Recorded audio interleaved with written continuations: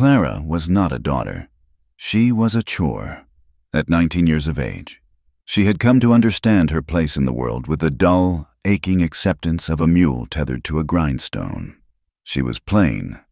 It was not a cruel assessment, but a simple fact, like the color of the Kansas sky or the grit of the dust that settled on every surface of their cramped sod house. Her hair was the color of wet straw, her eyes the color of mud, and her face held no feature that anyone, least of all her own family, had ever found cause to remark upon. She was a burden. In the meager light of their home, her older sister, Rosalie, was the sun. Rosalie, with her bright yellow hair and eyes the blue of a robin's egg, was their father's ambition. She was celebrated, kept soft-handed, and paraded before the few eligible men in their dusty, struggling town. Rosalie was presently engaged to Mr. Davies, a merchant from 2 counties over who owned his own store and wore a suit on Sundays.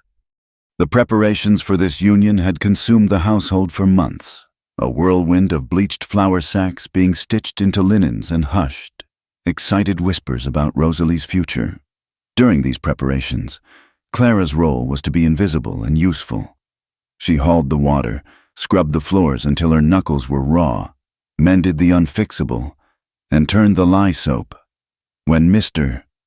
Davies came to call, her father, Jedediah, would hook a thumb toward the lean-to. "Take the mending, girl. Don't need you underfoot." Clara would slip away, her smallness a practiced skill. She would sit in the shed, listening to the thin melody of Rosalie's laughter through the wall, and feel nothing but the wind. To feel anger, or even sadness, was a luxury. She was simply a cost, a mouth to feed, a space that would one day be needed. Her father was a poor man, but an ambitious one, which made him a bitter creature. He saw the world as a ledger that was stubbornly, unfairly balanced against him. His daughters were his only assets. Rosalie was proving to be a fine investment. Clara was a debt. The day her life was traded, the air was thick and yellow with dust. Jedediah came home from town, his footsteps heavier than usual. He did not smell of whiskey, which meant the news was business, not pleasure.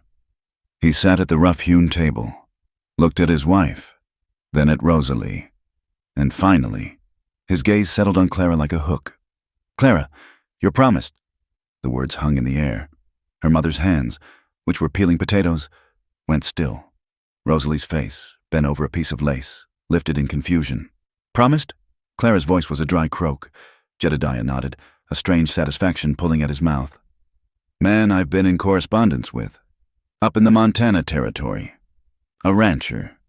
"Montana," her mother finally spoke, her voice thin. "Jedediah, that's 1,000 miles. It's an opportunity," he snapped, his authority returning. "A Mr. Eli Mercer owns a spread of land bigger than this whole county. A rich man." He paused, savoring the weight of his next words. "He needs a wife. He's particular, doesn't want some flighty social thing from the East. Wants a worker." His eyes cut back to Clara. "I told him you were quiet and strong." Clara stared at the packed dirt floor. A wife. The word sounded foreign, like a language she had never been taught. What of the arrangement?" her mother asked, her eyes narrowing with the practicality of a woman used to bartering. "Mr. Mercer," Jedediah said, puffing his chest, "has agreed to clear my entire debt at the general store, and in the spring, a man of his will be driving a herd of 5 good heifers south for us." Silence. 5 heifers and a clean slate. That was her price. Rosalie finally spoke, her pretty face wrinkled in distaste. "But Pa, he hasn't even seen her." "He's seen her description. It was satisfactory." Jedediah slammed his hand on the table, a sudden, violent motion that made them all jump. "It is done! A trader, a Mr. Silas, is passing through. He's been paid by Mercer to see you there. He leaves at dawn tomorrow. Pack your things." Clara looked up, her heart a cold stone in her chest. "My things," her father scoffed. "Whatever rags you mean to carry, don't matter to me. Just be ready." There was no ceremony. There was no goodbye. That night, Clara packed her few belongings into a canvas satchel, her mother's old Bible, a spare dress of rough homespun, and a comb with 2 teeth missing. Her mother busied herself with Rosalie's trousseau, her back stiff. Rosalie offered Clara a pair of worn ribbons, a gesture of such thoughtless pity that it stung more than a slap. Before the sun had touched the plains, Clara was sitting on the hard bench of a freight wagon, beside a man named Silas. He was leathery and smelled of tobacco and dust. He checked the note from her father, glanced at her once, and nodded. "Mr. Mercer paid for your passage and provisions. Don't expect conversation." He did not lie. For 3 weeks, they moved. The world Clara had known, the flat, brown, predictable square of Kansas, fell away. It was replaced by a landscape so vast and empty it terrified her. They crossed rivers, climbed through rolling prairies that seemed to have no end, and skirted herds of buffalo that blackened the horizon. Silas spoke only to his mules or to the occasional soldier at a fort. Clara was cargo. She ate hardtack and dried beans, her insides churning with a loneliness so profound it ceased to be an emotion and became a state of being, like breathing. When they finally crossed into the Montana territory, the land changed again. The sky was bigger, a piercing, painful blue. And then she saw them. The mountains. They were not the gentle hills of stories. They were jagged, purple wounds against the sky, sharp and hostile. "That's the Mercer Range," Silas said, pointing with his chin. It was the first time he had spoken directly to her in a week. She looked. It was not a ranch. It was a kingdom of desolation. The wagon rumbled for another half-day, passing endless miles of new, cruel-looking barbed wire fencing. She had never seen so much wire. It seemed to hold the very curvature of the earth. Finally, a house appeared, growing from the valley floor. It was a large, 2-story structure made of timber, not sod. It was imposing, dark and still. A few barns, dusty and in need of paint, sat nearby. The wind, which had been her only companion for weeks, howled here, a high, mournful sound that seemed to circle the house without end. A man was standing on the porch. He was tall, taller than any man she had ever seen, and built like the timber of his house. He wore dark trousers and a plain work shirt, his form silhouetted against the setting sun. As the wagon creaked to a halt, Silas grunted, "We're here." Clara climbed down stiffly, her legs trembling. She clutched her satchel. The man on the porch did not move. He did not come to help her. He just watched. Silas unhitched a mule. "Got her here. Mercer." The man's voice was a low rumble, like rocks shifting. "Payment's with my man in the barn.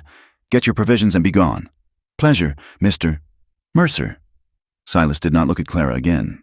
He led his wagon toward the barn, and she was left standing in the yard, a small, plain speck in a universe of brown grass and screaming wind. The man, her husband, walked down the steps. He stopped 10 feet from her. Eli Mercer was in his early 30s, but his eyes were ancient. He was not a handsome man, but he was striking. His face was all harsh angles, his jaw firm, his hair black as a crow's wing. And then she saw the scar. It started near his left temple and pulled down, catching the corner of his eye and drawing a tight, white line along his jaw. It was an old burn, pale and smooth. It made him look permanently grim, as if one side of his face were forever bracing for a blow. He looked at her for a long, silent moment. He took in her dusty dress, her wind-chapped face, her plainness. She felt her very soul shrivel under his gaze. "You're here," he stated. It was not a welcome. Clara could only nod. He turned toward the house. "Come." She followed him inside. The house was cold. The front room was massive, dominated by a stone hearth so large she could have stood in it. The furniture was heavy, dark, and masculine. There was no softness, no color, no sign that a woman had ever lived here. Dust motes danced in the thin light from the windows. He did not stop. He led her up the stairs to a hallway with several closed doors. He opened one. "This will be your room." Clara looked inside. It was a proper room, with a real wooden bedstead, a washstand, and a small wardrobe. It was far finer than anything she had ever had. It was also at the opposite end of the hall from the large door she assumed was his. He stood in the doorway, a shadow filling the frame. He did not offer her a kiss. He did not touch her hand. He did not offer a word of comfort after her long journey. "I will be plain with you. Mrs. Mercer," he said, the name sounding like a curse. "I require a wife for legal and social reasons. This land, my father's land, requires a name to pass to. The law is particular about such things. The county gossips are worse." He paused, his scarred eyes seeming to look through her. "I have no need of affection. I do not require a partner in my bed. I require a woman to keep this house, to sign papers when needed, and to bear the Mercer name. You will have your duties. You will have food and a roof. You will not be harmed here. But this is a contract. It is not a romance. Do you understand me?" Clara felt the last flicker of some girlish hope she hadn't even known she possessed. Gutter and die. He had not bought a wife. He had bought a housekeeper with a legal title. She was heartbroken, but the feeling was so familiar, so expected, that it settled over her like her old, thin shawl. She was used to being unwanted. She looked at the floorboards. "I understand. Sir, good." He turned to leave, then stopped. "My men eat in the bunkhouse. You and I will take our meals in the dining room. Supper is at 6. Do not be late." He left. She heard his heavy boots descend the stairs. And then, silence. Clara walked into the room and set her small satchel on the bed. She went to the window. There was nothing to see but dry hills, brown grass, and the endless, howling wind. It was the sound of her own emptiness given voice. She did not cry. She simply stood and watched and faded into the silence of the house. She unpacked. It took less than a minute. She placed the Bible on the washstand. She hung her spare dress in the wardrobe, where it looked small and pathetic in the cavernous, dark space. For the first few days, she explored. It was the only way to keep the crushing weight of the silence at bay. Eli Mercer rose before dawn and was gone. She would see him riding out, a tall, remote figure, checking his endless lines of barbed wire. The ranch was a place of harsh survival. The barns were dusty and smelled of old hay and horse sweat. The horses were not spirited animals, but old, tired stock, their ribs showing slightly. There were few ranch hands, perhaps only 4 or 5, and they were as silent as their employer. They were leathery men who tipped their hats when she passed, their eyes sliding away from her face. But they never spoke. The land was hard. The life was harder. Clara fell into the rhythm she knew. She scrubbed floors that were already clean. She aired out blankets. She scrubbed the massive, unused kitchen. She was a ghost in a house that was already dead. Eli spoke to her only when necessary. "The pantry is stocked. We are low on coffee. The man will be here for the mail on Friday." They ate their meals in the grand dining room, at a table long enough for 20. He sat at one end, she at the other. The 20 feet of polished wood between them was an impassable chasm. The only sounds were the scrape of a fork on a plate and the relentless shriek of the wind outside. One night, she lay in her cold bed, rigid, listening to the silence of the house. And then she heard it. It was thin and reedy and achingly sad. She sat up. The sound was coming from downstairs. It was a harmonica. Someone was playing an old, slow tune about loss, the notes rising and falling like a broken breath. It was coming from Eli's study, the door she was never to approach. She listened, her hand pressed to her mouth. The music was not perfect. It was hesitant, flawed, and so full of a loneliness that matched her own. She could hardly bear it. It was the first human sound she had heard from him. It was the first sign that the man of iron and scars was a man at all. When the music stopped, the silence that rushed back in was heavier than before. Clara lay back down, pulled the quilt over her head, and for the first time since she'd left Kansas, she cried. She cried quietly, into the pillow, for the man playing the harmonica, for the price of 5 heifers, and for the vast, empty room that was her new life. He was distant, but he was not blind. A week later, they were eating breakfast. The silence was the same as always. Clara reached for the bread, and her hand, chapped raw and red from hauling water in the dry, cold air, trembled in the morning light. "There is salve in the kitchen pantry," Eli said. His voice, so sudden in the quiet, made her jump. She flinched, pulling her hand back as if she had been struck. He watched her, his face unreadable. He had seen the way she flinched at any unexpected kindness, the way she made herself smaller when he entered a room, the way she ate only after he had taken his portion. He saw the bruised, broken skin on her hands. He said nothing else. He returned to his meal. Then the snow came. It did not begin gently. It arrived like a declaration of war, a white wall that slammed into the house and erased the world. The wind no longer howled. It screamed. For days, they were trapped. The hands were bunked in the barn, safe with the stock. The house was an island in a roaring white sea. The cold was a physical thing. It seeped through the walls, through the glass. The grand dining room was unusable. On the second night of the storm, Clara was making a thin stew of dried venison and root vegetables when Eli came into the kitchen. "Bring it to the hearth," he said. He had built a massive, crackling fire in the great stone hearth in the front room. It was the only truly warm place in the house. He laid out 2 blankets on the floor. She brought the bowls, and they ate there, by the fire, sitting on the floor like travelers. The storm raged outside, a living thing trying to tear the house apart. For a long time, they just watched the flames, the shared danger, the shared warmth, created a temporary truce.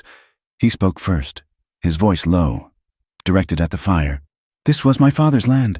He came here with nothing but 2 mules and an axe. He broke himself on it, built this hearth with his own hands."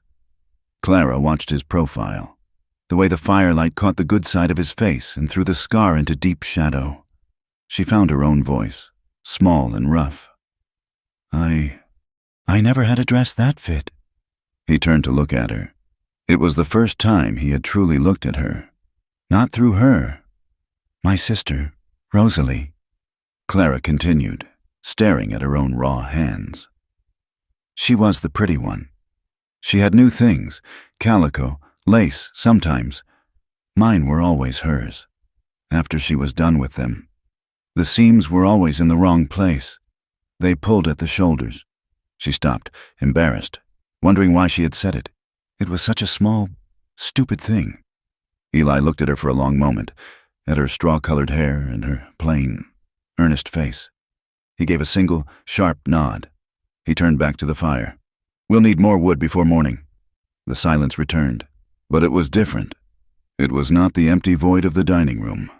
It was a shared quiet, filled with the crackle of the fire and the sound of the storm they were surviving together. The snow did not stop for 5 days. The world became a white, roaring void, and the house, once a cavern of cold silence, became their fortress. The wind was a physical weight, pressing against the timber walls, shrieking at the windows with a voice that sounded human in its fury. Time lost its shape, marked only by the shifting of the light from gray to black. Clara awoke on the 3rd morning not to the cold, but to the smell of wood smoke. She lay still, listening. The wind was still loud, but beneath it was a new sound, the settled crackle of a fire. She dressed quickly, her fingers fumbling with the buttons, and went downstairs. Eli was not there, but the great stone hearth was blazing. The room, which had been so vast and cold, was filled with a pulsing, orange warmth. On the wooden table near the fire, a place he must have known she would see, sat a loaf of dark bread and a tin cup of coffee, still steaming. She touched the cup. It was hot. He had been there only moments before. He had lit the fire for her, before she woke. A strange, painful tightness filled her chest. It was the first kindness, the first act of consideration she had received since she could remember. It was not given with a word or a look. It was given in silence, like an animal leaving a gift. She drank the coffee, and it was hot and bitter and wonderful. The silence of the house changed.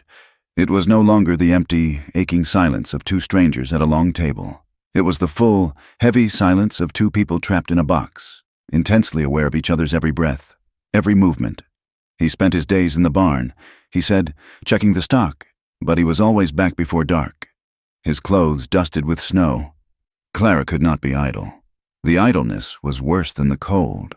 She explored the house, a prisoner pacing her cell, and in a back storage room, under a dusty canvas, she found a wooden chest. It was filled with bolts of fabric. There was dark, heavy wool and a thick, yellowed muslin, and, surprisingly, a bolt of deep blue calico, printed with small, hopeful-looking flowers. They must have been for his mother, or perhaps for the life he had planned before the fire. She took the muslin. She took a needle and thread from a forgotten sewing box. She sat by the fire, the one he now lit for her every morning, and she began to sew. She measured the cold, rattling windows. She cut and stitched, her hands chapped and stiff, the needle awkward in her fingers. But the work was a comfort. The simple, repeating motion was a prayer. She was making something. She was putting a mark on this place. When Eli came in that evening, stamping the snow from his boots, he stopped. She was sitting on the floor, the firelight catching the dull straw of her hair, and a long, pale sheet of muslin was draped across her lap. He said nothing. He watched her for a full minute, his face in shadow. He watched her hands, the quick, small movements. He turned and went to his study. The next day, she hung the first set of curtains. They were plain, they were simple, but they covered the black, screaming pane of glass. They softened the room. They held the warmth in. The house began to feel less like a tomb and more like a shelter. When the muslin ran out, she moved on to his clothes. She found his mending basket. It was overflowing. Shirts were missing buttons, seams were split, cuffs were frayed. She took them, one by one, and repaired them. This was a different kind of sewing. This was intimate. She held his shirts to the light, seeing the places he was hardest on his clothes, the strain across the shoulders, the wear at the elbow. She stitched the rough wool, her needle passing through fabric that was shaped by his body, that smelled faintly of him, leather and pine, and a faint, metallic scent of the cold. She worked, and he watched. He was a man of profound stillness. He would sit in his chair across the hearth, not reading, not working, just staring into the flames. But she felt his eyes on her. She felt his gaze linger on her hands, on the curve of her neck as she bent over her work. The presence of her small, quiet industry changed the house. It was still silent, but it was no longer cold. One night, the storm had paused. The wind had died down to a low, mournful moan, and the silence inside felt heavier for it. Eli had not gone to the barn. He had been restless all day, pacing the front room, looking out the new curtains at the world of white. That evening, he did not sit in his chair. He pulled a bottle of whiskey from a cabinet, a dark, amber-colored thing, and a single glass. He sat at the hearth, his back against the stone, and poured. Clara sat in her usual spot, mending a pair of his heavy work trousers. The fire crackled. The sound of him swallowing the liquor was sharp in the quiet. He poured a second glass, then a third. She kept her eyes on her needle, her heart starting a slow, heavy beat. He was not a drinker. She had learned that much. He was a man of rigid control. That control was now slipping. "She left," he said. Clara's needle stopped. Her hand froze in midair. His voice was rough, rusted. He was not speaking to her. He was speaking to the fire. "Annabelle," he said, the name tasting like ash. "Daughter of a merchant in Bozeman. She liked pretty things. She liked my name. She liked the idea of this house." He drank again, the whole glass this time.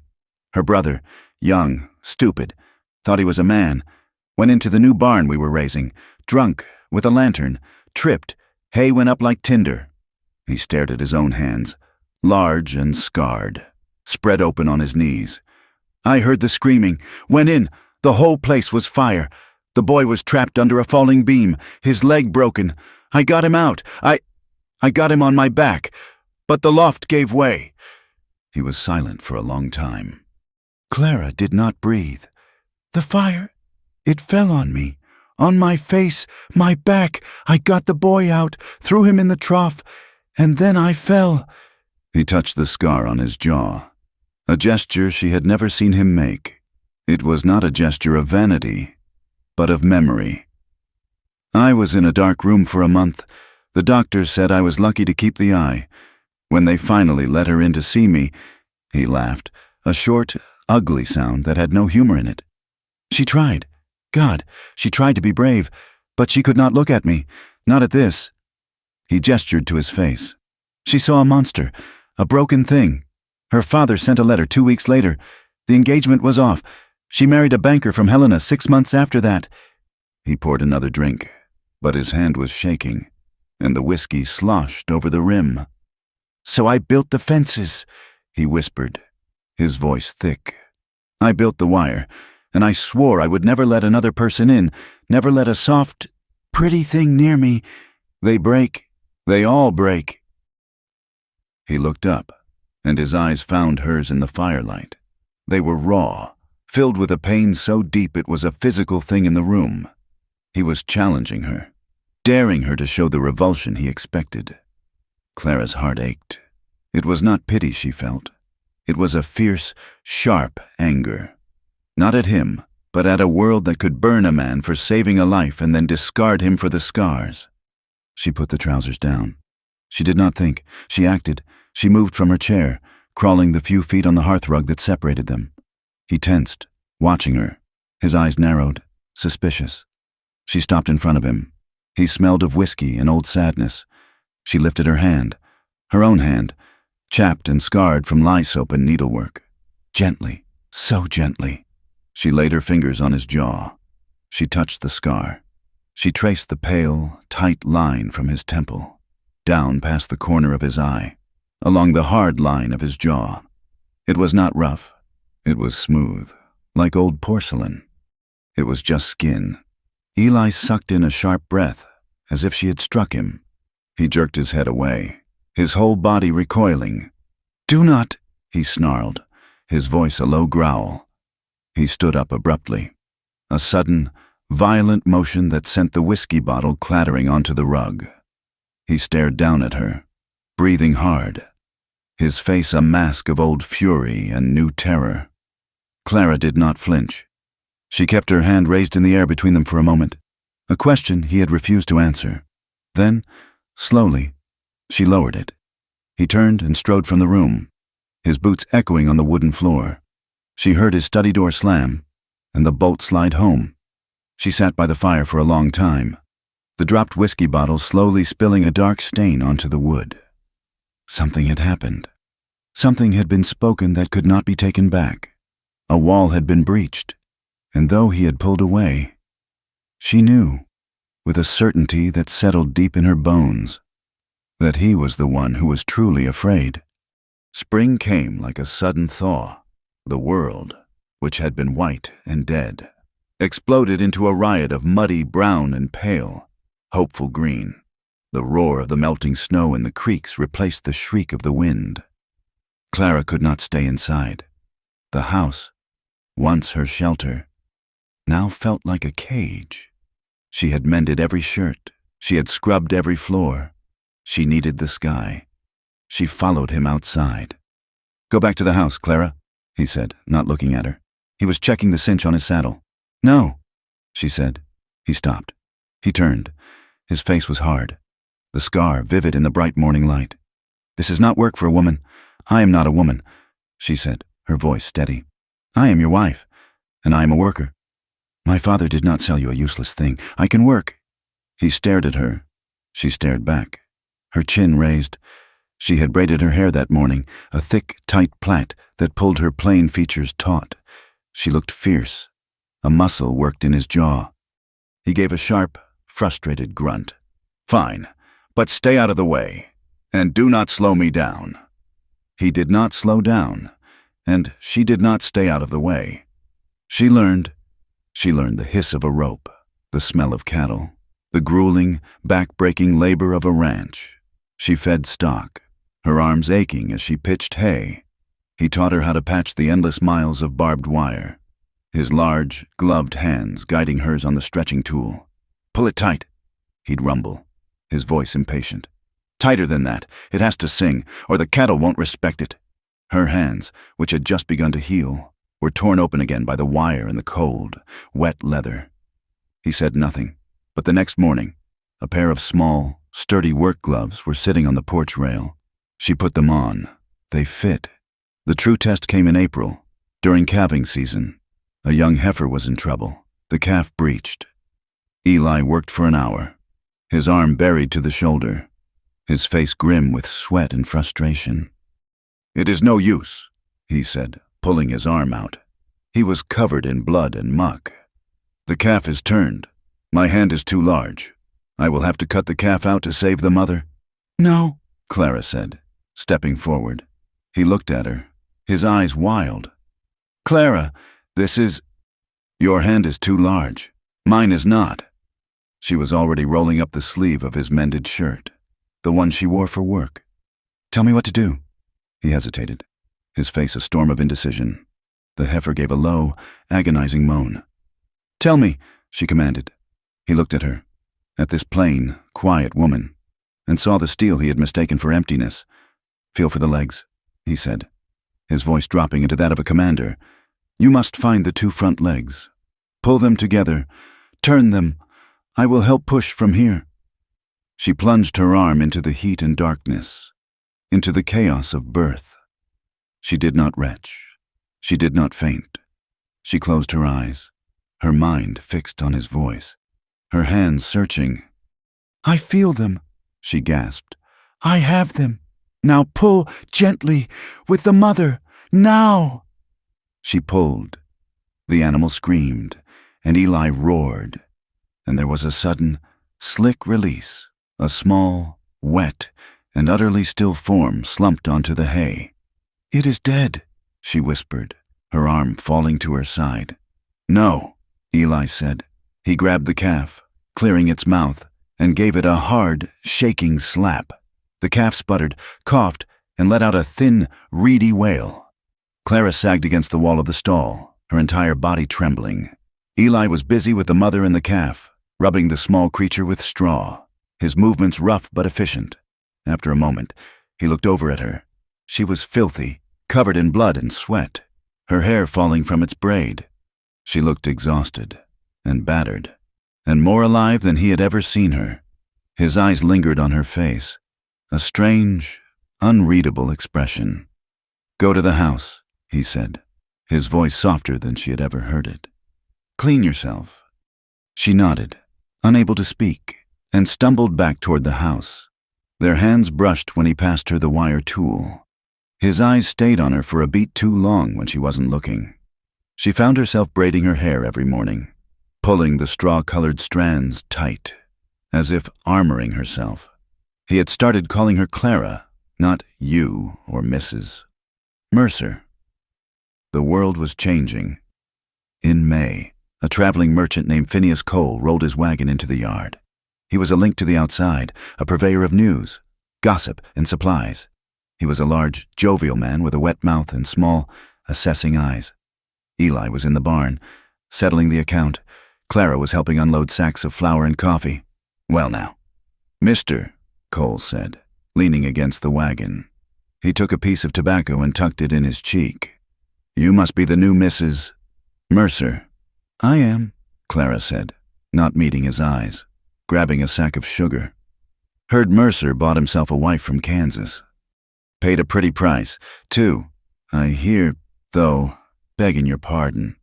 Pretty ain't the word I'd have chosen." Clara froze, her hands tight on the sack. Cole laughed. A thick, phlegmy sound. "Oh, no offense, little lady. Honesty's my trade, same as supplies. Surprised to see you out here, though.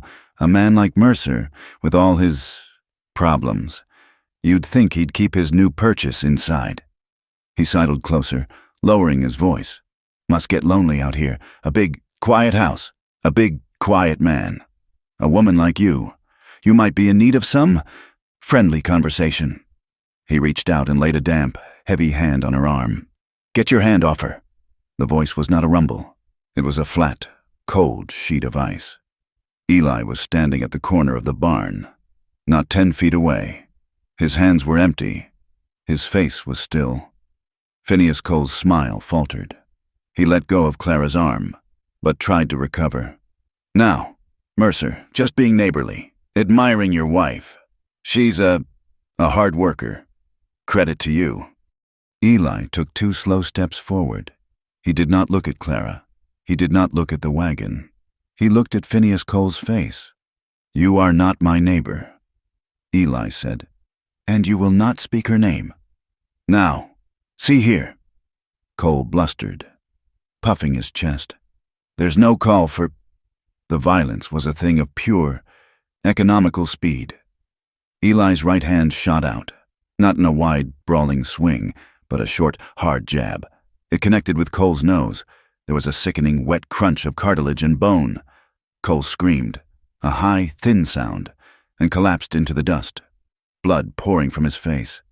Eli stood over him, breathing evenly. "Take your goods. Get off my land." He looked at the merchant's driver, who was frozen on the wagon seat. "Get him out of here. If I ever see his face again, I will bury him on that hill." He turned, his gaze sweeping past Clara, and strode back into the barn. Clara stood rooted to the spot, her heart hammering against her ribs so hard she thought it would break. The sugar sack was still in her arms. She was shaking. She had never seen a man defended. She had never seen such violence in her name. She was terrified, and she was in awe. That night, the house was a tomb again, but a different kind.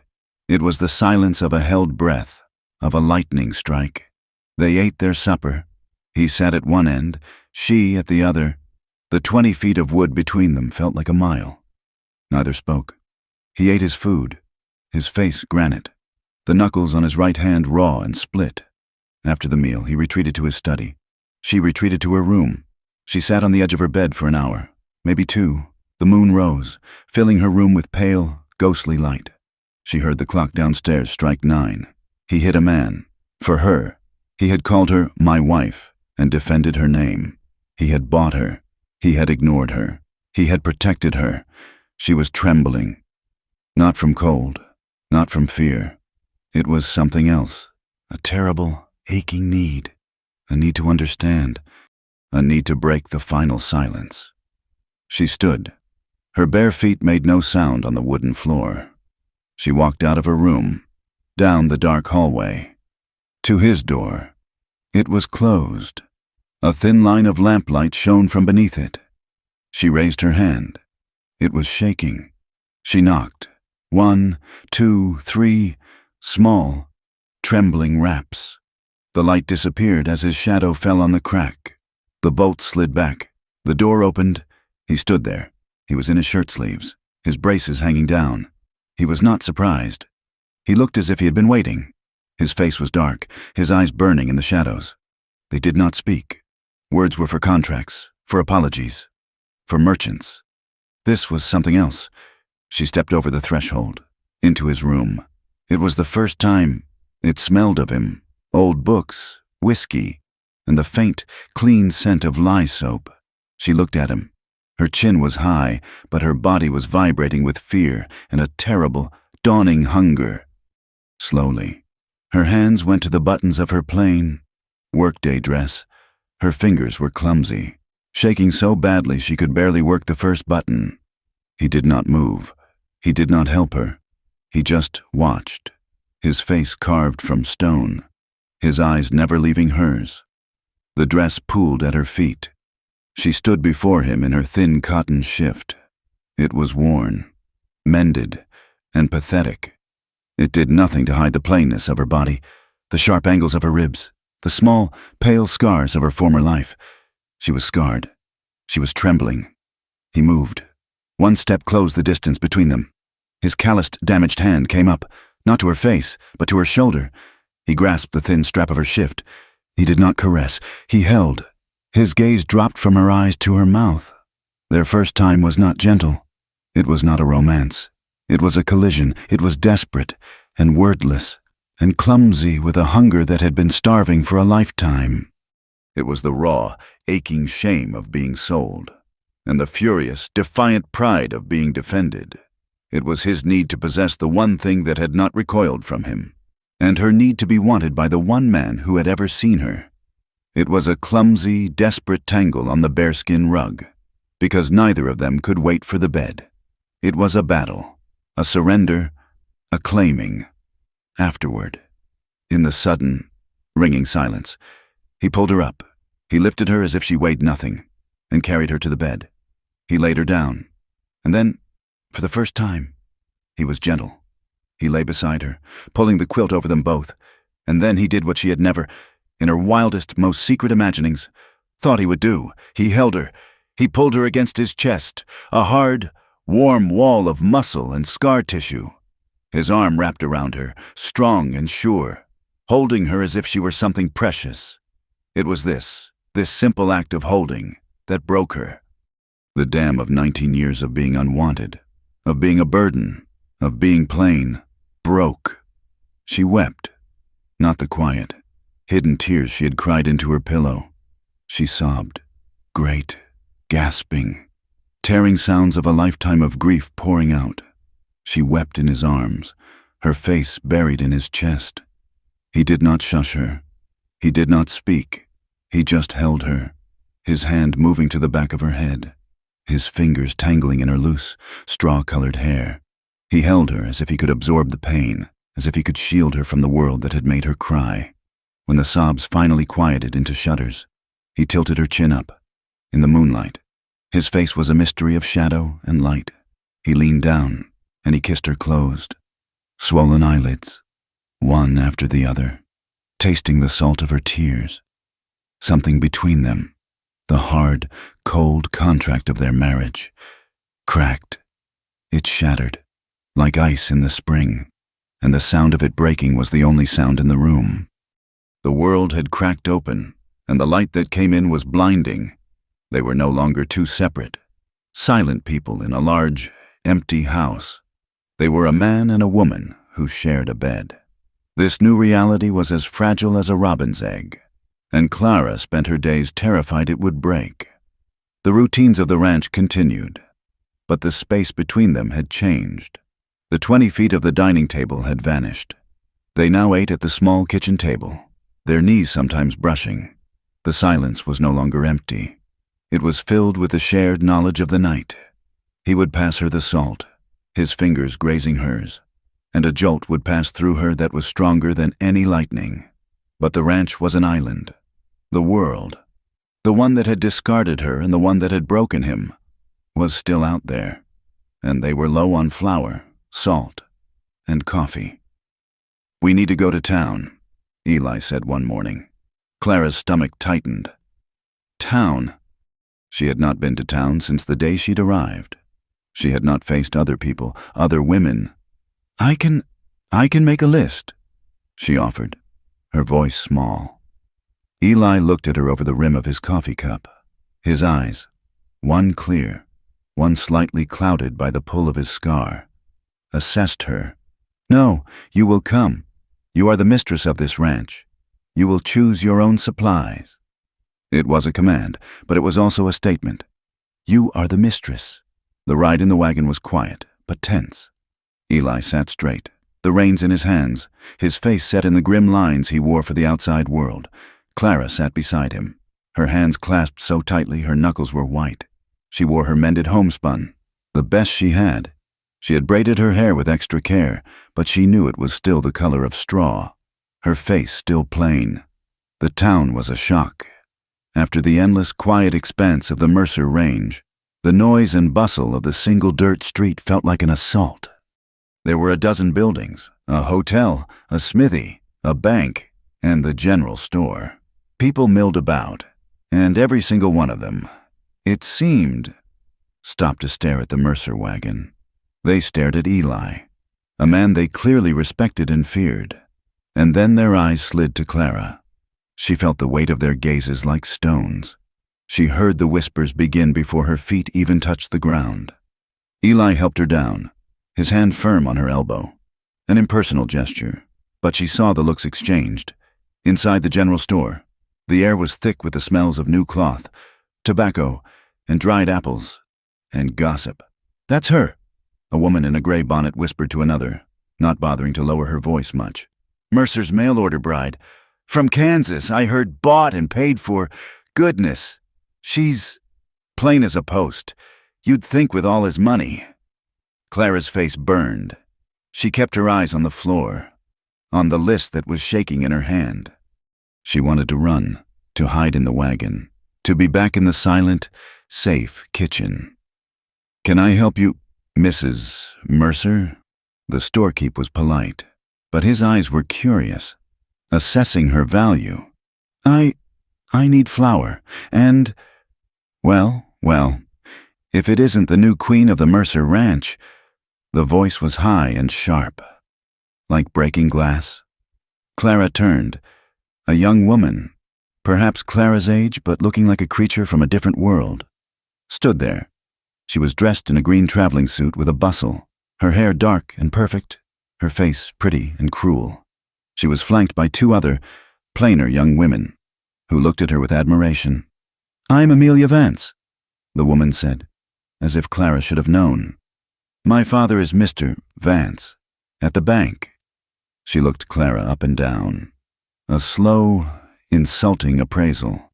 "I must say, I'm surprised to see you out. We had all heard Mr. Mercer was particular, but I suppose when one is buying sight unseen, one must take what one is given." The two women with her tittered. The store went quiet. Clara felt the blood drain from her face, leaving her cold and sick. She had no answer. She had never learned to fight with words. She had only learned to endure. "Amelia." Eli's voice cut through the store. He had been at the back, speaking with the owner about feed. Now, he walked forward. He was not fast, but every step was heavy with menace.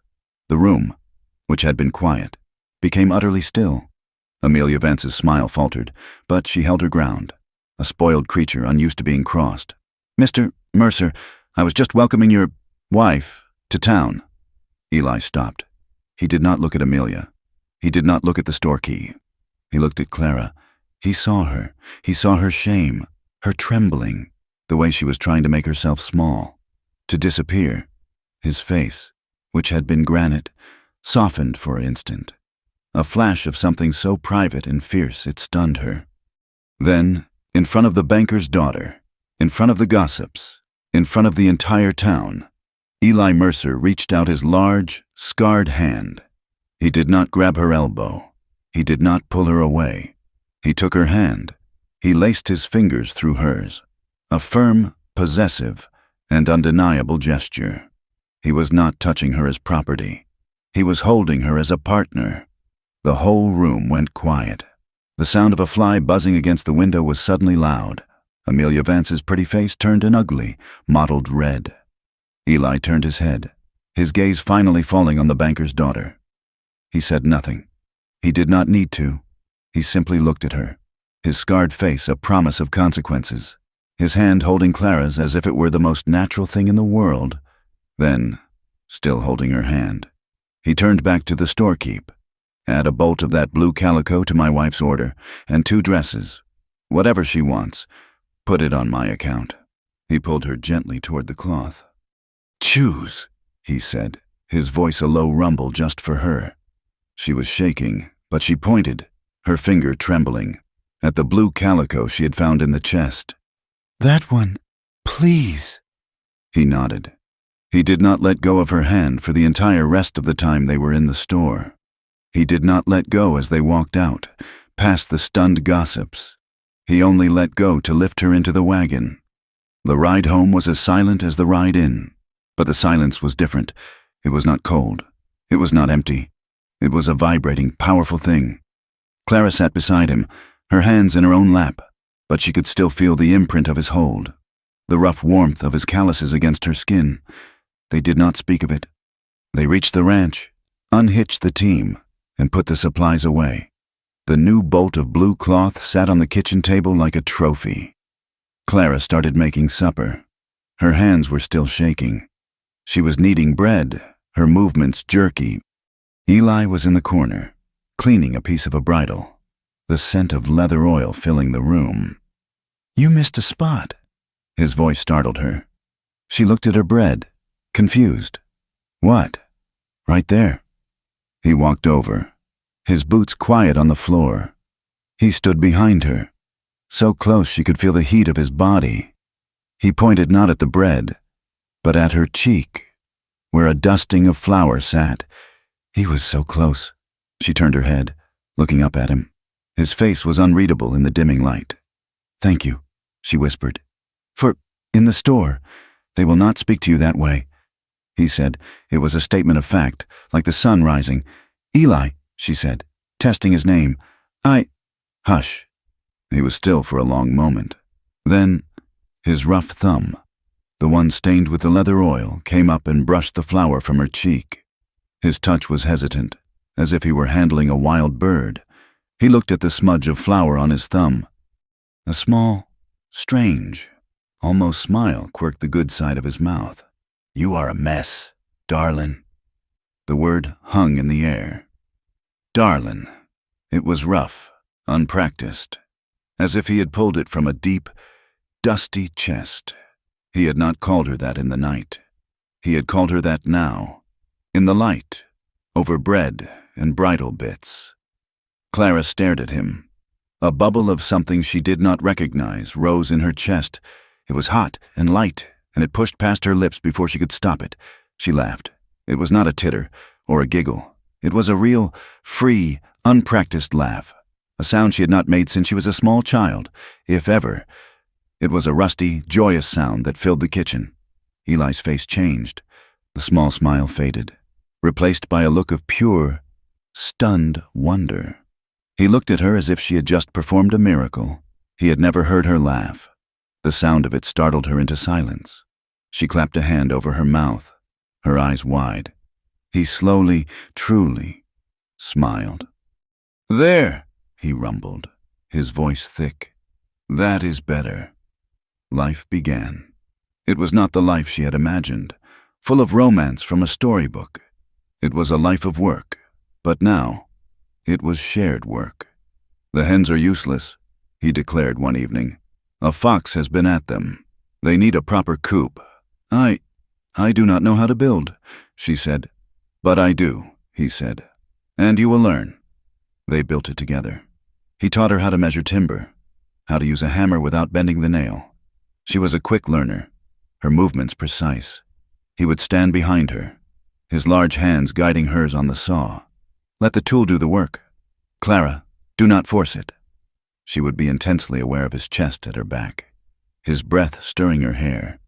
They worked in an easy, companionable silence.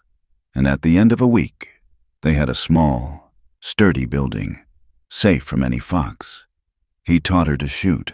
"This is not a land for the helpless," he said, pulling a Winchester rifle from his cabinet. It was heavy, the wood smooth, the barrel cold and smelling of oil. He took her out to the pasture. "Stand here," he positioned her, his hands on her shoulders, turning her body. "Plant your feet, lean into it. This thing has a kick. Respect it." He placed the butt of the rifle against her shoulder, his hand settling over hers on the stock. "Look down the sight, breathe out, and squeeze. Do not pull."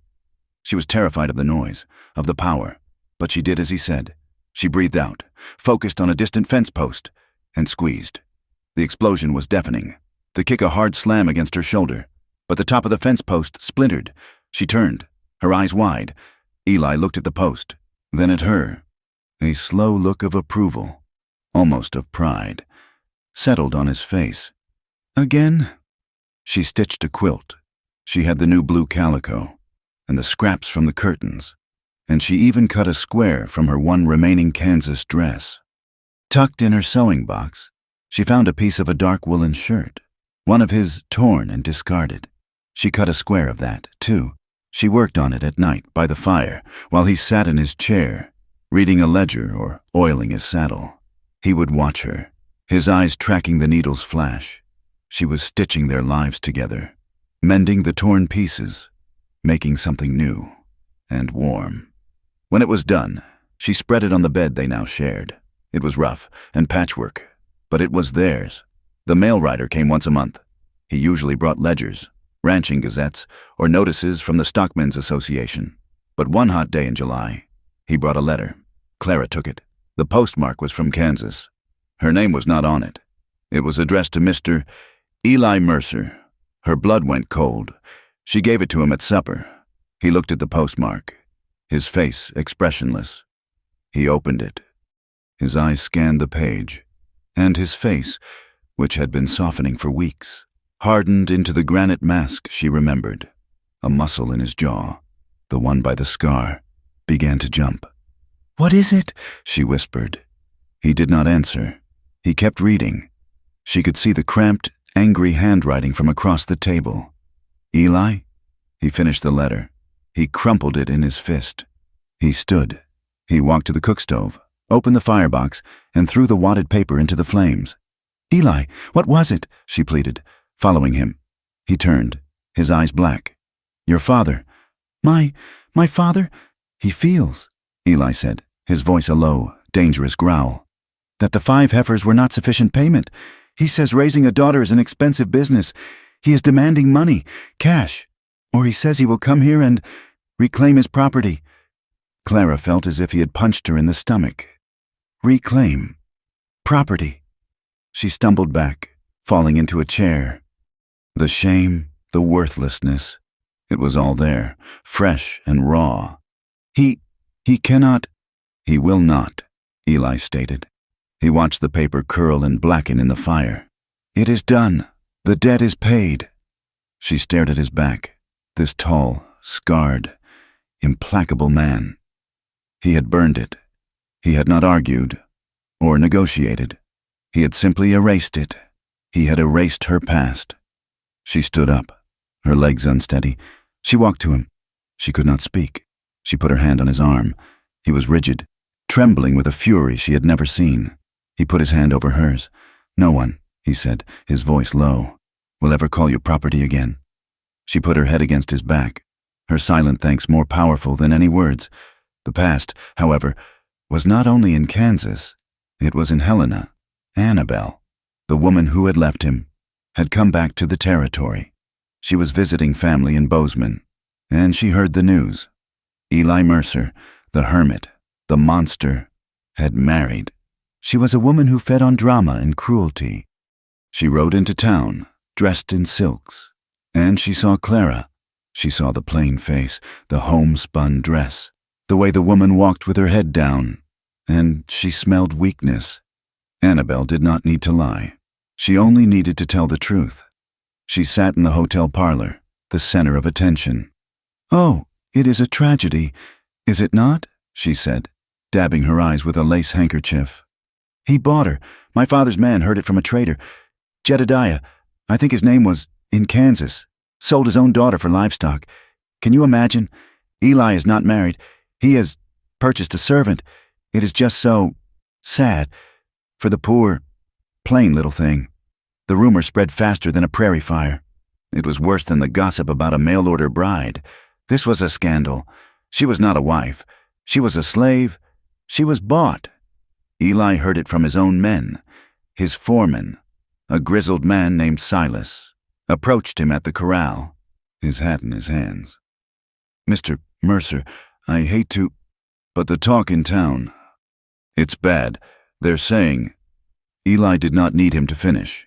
He just nodded, his face pale. He got on his horse and rode back to the ranch, his mind a cold, dark place. He found Clara in the chicken coop they had built. She was gathering eggs, humming a small, tuneless song, a sound he had come to associate with her being content. He stood in the doorway, blocking the afternoon sun. "Clara," he said. His voice was not his. It was flat, dead. She turned, a smile on her face. The smile died when she saw him. "Eli, what is it? You look ill."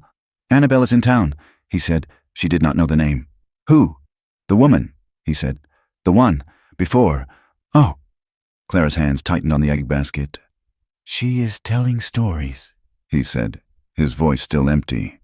"That your father sold you, that you are not my wife, that you are..." a purchase. He looked at her, and the pain in his eyes was so deep it was a physical thing. She is telling the truth, is not she? Clara's blood ran cold. The eggs, the coop, the quilt, all of it disappeared. She was back in Kansas, a burden, a thing to be sold. She said he was paid 5 heifers, and his debt was cleared. Clara's shame was a suffocating blanket. She could not breathe. She could not lie. Not to him, not now. The egg basket slipped from her fingers. It shattered on the floor, a mess of straw and broken shells. Yes, she whispered. He closed his eyes, just for a second, but it was enough. I did not know, she stammered, the tears coming, hot and fast. Not until he told me. He said I was plain, that Rosalie was the pretty one. He said I was a burden, and this Mr. Mercer was willing to take me. I did not know it was a sale, not until you said it was a contract. I am sorry, Eli. I am so sorry. She was sobbing now, her whole body shaking, confessing it all. I thought I was nothing. I thought that was all I was worth. 5 heifers. I am sorry. She waited for the rejection. She waited for him to tell her to pack, to leave. She had shamed him. She was the plain, bought thing the town all said she was. He did not move for a full minute. He just stood there, a shadow against the light. Then he moved. He crossed the small coop in 2 strides. He did not yell. He did not rage. He grabbed her. He pulled her against his chest, his arms wrapping around her like steel bands, crushing her to him. He buried his face in her hair, his whole body trembling with a terrible, silent fury. Eli, she choked, her face pressed against his shirt. Hush, he commanded, his voice a raw, broken thing. He held her, just held her, until her sobs quieted. He tilted her face up, forcing her to look at him. His eyes were burning. Do you think I care about 5 heifers? He whispered, his voice fierce. Do you think I care about your father? Or Annabelle? Or that whole damned town?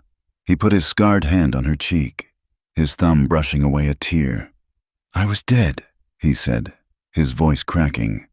For 6 years, I was a dead man in a house of ghosts. I was nothing but scars and wire, and then you came. He pressed his forehead against hers. This land, it is just dirt. The house is just timber. It is all nothing. He pulled back, his eyes locked on hers. You are the only thing that's ever felt real to me. He held her face in his hands.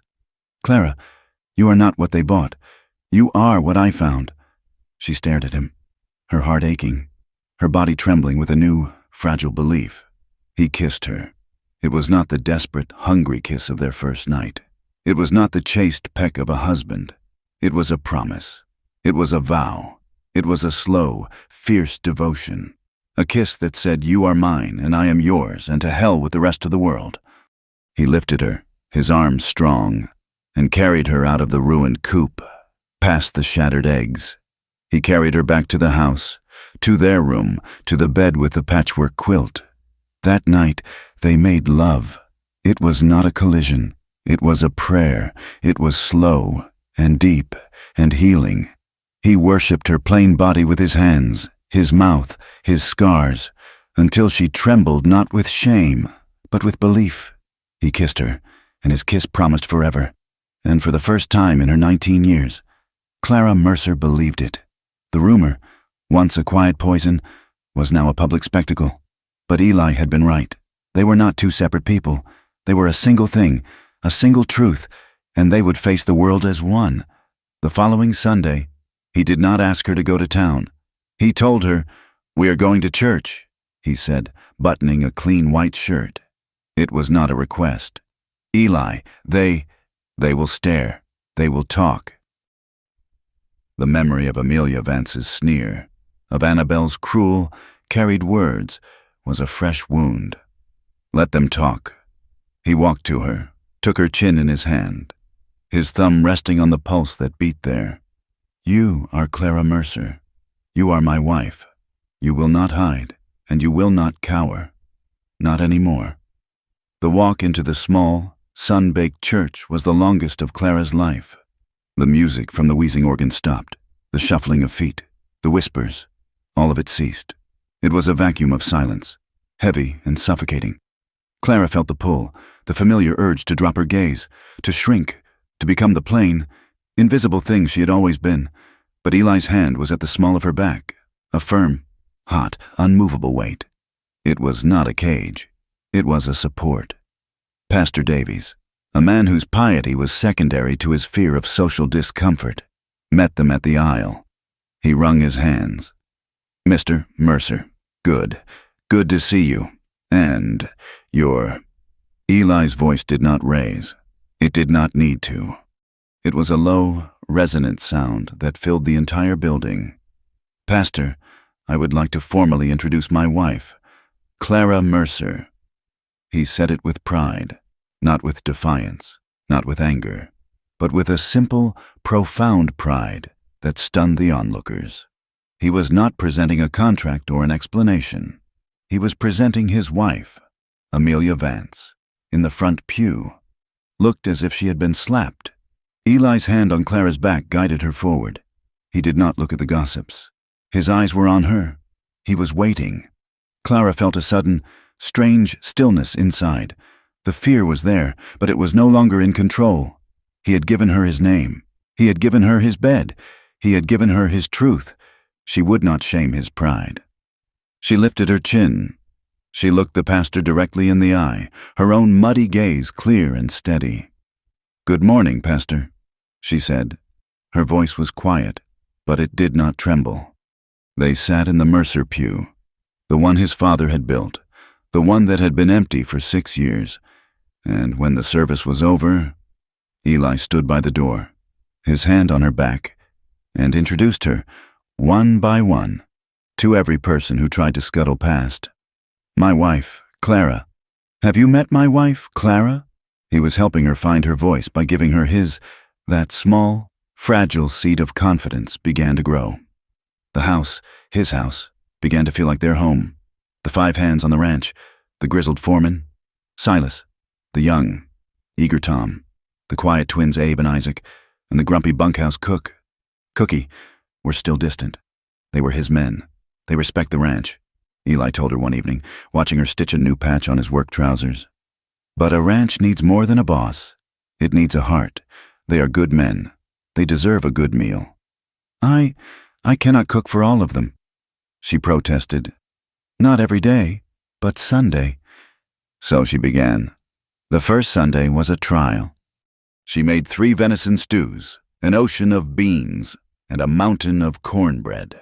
The men filed in, hats clutched in their hands, their faces scrubbed, their boots loud on her clean kitchen floor.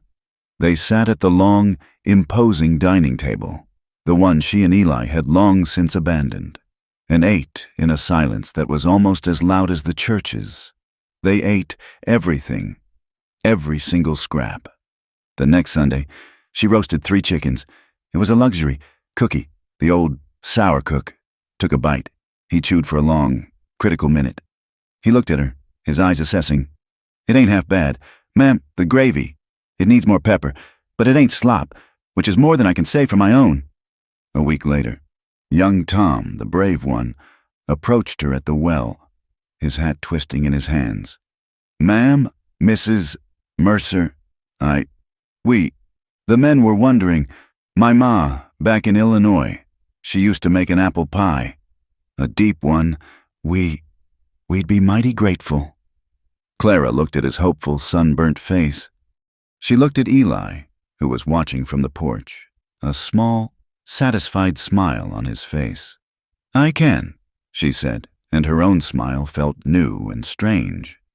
"I will need more apples from town." She was no longer just his wife. She was becoming the mistress of the Mercer Ranch. She was the woman who brought pie, and clean stitches, and a quiet warmth to a place that had only known work and dust. Her strength, however, was forged in a crisis that had nothing to do with pie. It came in late summer, with a storm that turned the sky a violent, bruised purple. The rain did not fall. It was thrown. Solid sheets of water that turned the yard into a river of mud. In the middle of the night, A pounding came on their door, a sound of pure, frantic panic. Eli grabbed his rifle, but Clara, her heart leaping, knew it was not violence. It was terror. She opened the door. A young man, barely 20, was on the porch, soaked to the skin, his face a mask of tears. It was Daniel Gideon, a new homesteader from a small, struggling claim 10 miles south. "Mr. Mercer," he sobbed, clutching the doorframe. "It's Mary. It's my wife. The baby. It's coming. It's too soon. And it's coming wrong. The midwife's in Bozeman. I don't know what to do. Please, she's dying." Eli looked at Clara. His memory was sharp. He remembered a barn, a breeched calf, and her small, steady hands. Clara did not hesitate. She was already moving. "Eli, hitch the buggy, the fast one. Daniel, get back to your wife. We will be right behind you." "Clara," Eli started. The storm was a living thing outside. "Now, Eli!" She was in his study, grabbing the bottle of laudanum, the carbolic, the clean cloths. She was not the plain, shrinking girl from Kansas. She was not the silent, contractual wife. She was a woman with a purpose. The ride was a nightmare. The buggy skidded in the mud. The wind tore at them, but Eli drove the horses with a desperate, focused skill. The Gideon homestead was barely a shack, a sodden timber lean-to that looked as if it would be washed away by morning. Inside, Mary Gideon was screaming. She was a child herself, her body rigid with pain and terror. Clara took one look and her stomach dropped. It was bad. "Daniel, Eli, go," she commanded. "I need all the hot water you can boil, and every clean rag you have, and then you wait outside. Go." The men, grateful to be given orders, fled. Clara knelt by the rope bed. Mary, look at me." She took the girl's hand. "My name is Clara Mercer. I am here to help you. I delivered a calf this spring that was breeched. This is the same. Do you understand? I will not leave you." The girl's eyes, wide with panic, focused on her. She nodded, clinging to Clara's hand. It was a long, terrible, bloody night. It was a battle. Clara's arms ached, her back screamed. The shack was hot, filled with the smell of blood and fear. Twice, she thought she had lost both of them. But she remembered Eli's voice in the barn, gently, with the mother. Now, she was not a doctor. She was not a midwife. She was just a woman who had been told she was worthless, who now refused to let another life be the same. Just as the bruised gray light of dawn broke through the small window, a thin, weak, furious cry filled the room. Clara sat back on her heels, covered in sweat and blood, shaking so hard she could barely breathe. A small, perfect, messy baby boy was wailing in her hands. Mary was weeping, not in pain, but in pure, exhausted relief. Clara cleaned the child, wrapped him, and laid him in his mother's arms. She stood, her knees cracking. She stumbled to the door and pushed it open. Daniel Gideon and Eli were sitting on the porch, two still, dark shapes in the rain. They stood as she emerged. Daniel looked at her, his face a ruin of fear. "You have a son," Clara said, her voice a dry rasp. "He is small, but he is loud, and your wife is sleeping." The young homesteader crumpled. He fell to his knees in the mud, sobbing, and grabbed Clara's filthy, blood-caked hand. He kissed it. "Mrs. Mercer," he wept. "Mrs. Mercer, God bless you. I thought you are so strong." Clara went still. Strong. He had not said she was kind. He had not said she was helpful. He had said she was strong. She looked at Eli, whose face, in the gray light, was filled with a look of such reverent awe that it stole her breath. But the respect she had earned was a light that attracted darkness.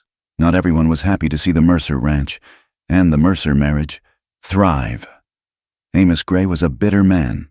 His ranch, which bordered the Mercer land to the south, had been in his family for as long as Eli's, but where the Mercers had prospered, the Grays had failed. Amos Gray blamed the Mercers for his every misfortune, For the dry weather, for the low price of cattle, for his own bad choices. He and Eli's father had feuded over a water rights line for 20 years. Eli had inherited the feud along with the land.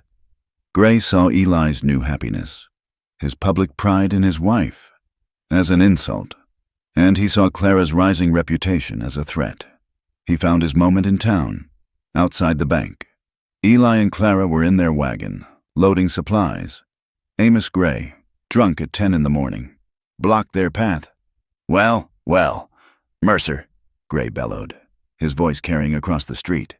"Getting awful high and mighty, aren't you?" Eli's face went hard. He stepped in front of Clara. "Amos, you're drunk. Go home." "I'll go home when I'm good and ready," Gray spat. "I see what you're doing. I see this whole sham. You think you're clever.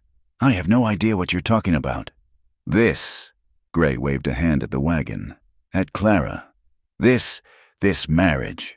You're encroaching on my south pasture, claiming the creek bed, and now you bring this woman, this bought woman, to file new claims. You're trying to use a sham marriage to steal my land. You think you can build a legacy by grabbing land and pretending you have a wife?" The street went dead silent. Bought woman. Sham marriage. The words hung in the air, sharp and ugly. Eli's hand dropped to the pistol on his hip. His voice was a low, deadly promise. "Amos, you have 10 seconds to apologize to my wife." "Wife," Gray laughed. A high, ugly sound. "That ain't no wife. That's a Kansas field hand you bought for 5 cows. You ain't no better than a pimp, Mercer. And she ain't no better than a—" Before Eli could move, before the gun could clear the holster, Clara stood up in the wagon. Her entire body was trembling, but her voice, the voice she had used to calm a screaming woman in labor, cut through the air. "He is my husband, Mr. Gray." Amos Gray stopped, his mouth open. The entire street was staring at her. "And this ranch is my home," Clara continued, her voice gaining strength, fueled by a pure, white-hot fury she had never known she possessed. "You speak of things you do not understand. My husband is an honorable man. You are a drunk, and you are a coward." Amos Gray's face turned a shade of purple. He was stunned into silence, not by Eli's threat, but by the quiet, plain woman who had just called him a coward. Eli himself was frozen, his hand still on his gun, staring at his wife in pure, unadulterated shock. Clara sat down, her legs giving way beneath her. Gray sputtered, his drunken rage deflating, and he stalked away, defeated by a 19-year-old woman's words. Eli slowly got into the wagon. He took the reins. His hands were shaking. He did not speak. They were halfway home, the prairie grass whispering around them. When he pulled the wagon to a complete stop, he turned and looked at her. He just looked for a full minute. His face was a raw mix of emotions, shock, pride, and a love so fierce it was almost violent. You spoke," he said, his voice hoarse. "He insulted you," she whispered, still trembling from the adrenaline. "He insulted us," Eli corrected, his voice thick. He reached out, not to touch her, but just to let his fingers hover near her face. "You, Clara, you are a marvel." He turned and clicked the reins, and they drove home. The victory was short-lived. Amos Gray was a coward, but a coward, when cornered, is a snake. A week later, Eli was checking the far pastures. The wires had been cut, just as he'd feared. He was riding the line near the creek bed, the moon a pale sliver in the sky. "This ain't your land, Mercer." The voice came from the darkness. Before Eli could even turn his horse, 3 men were on him. It was not a fair fight. It was an ambush. He recognized Amos Gray's voice, snarling and ugly. He felt the first blow, a shovel handle, to his back, knocking him from the horse. He hit the ground. The air punched from his lungs. He drew his pistol, but a boot smashed his wrist, and the gun went skittering into the dark. "This is for my father!" Gray screamed, kicking him. "This is for the water, and this is for your bought whore!"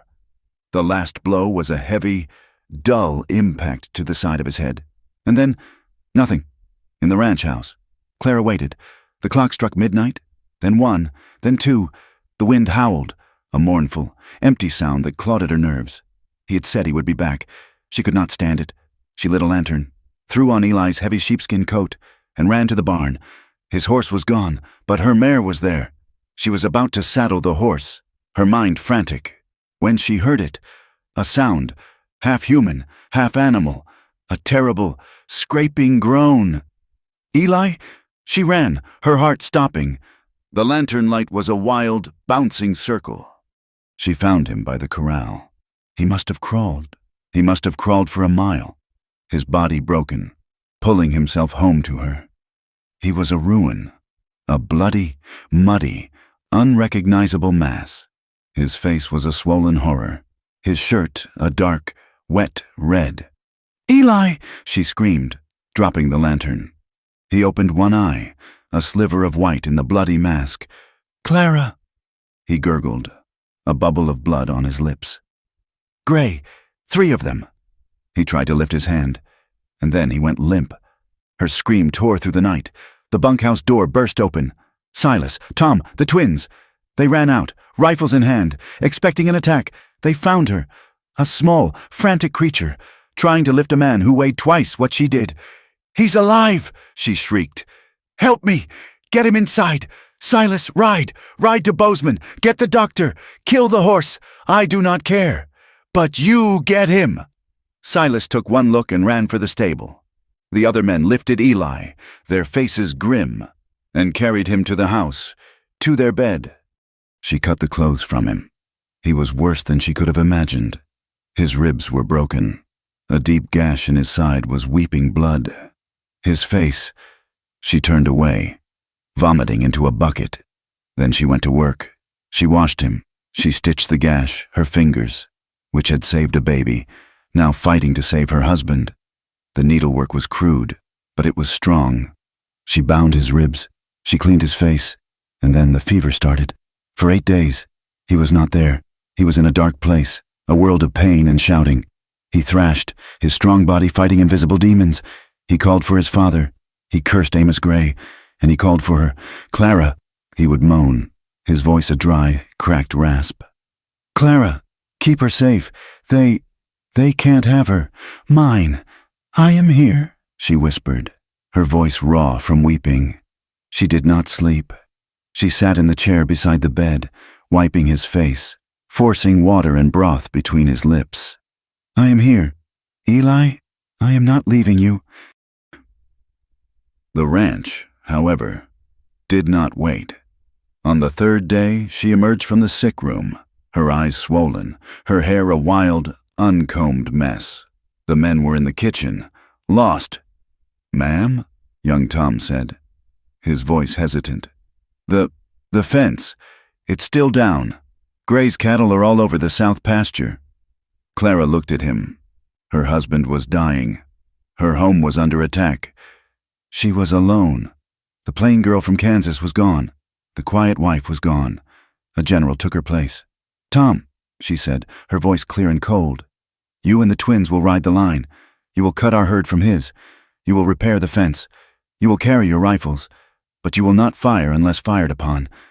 Do you understand me? We will not start a war. We will just win." Tom's jaw dropped. He nodded. "Yes, ma'am." "Cookie," she said. "You will make the strongest coffee you can, and you will keep it coming. I will be in the sick room." She ran the ranch from that chair. She gave orders, she checked ledgers, and she nursed her husband.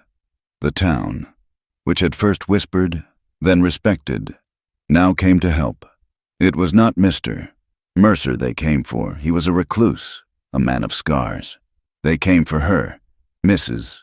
Davies, the pastor's wife, arrived with a pot of good, thick soup. Amelia Vance's father, the banker, sent 2 of his own men to assist with the fence. A clear, public message to Amos Gray, Mary Gideon's husband.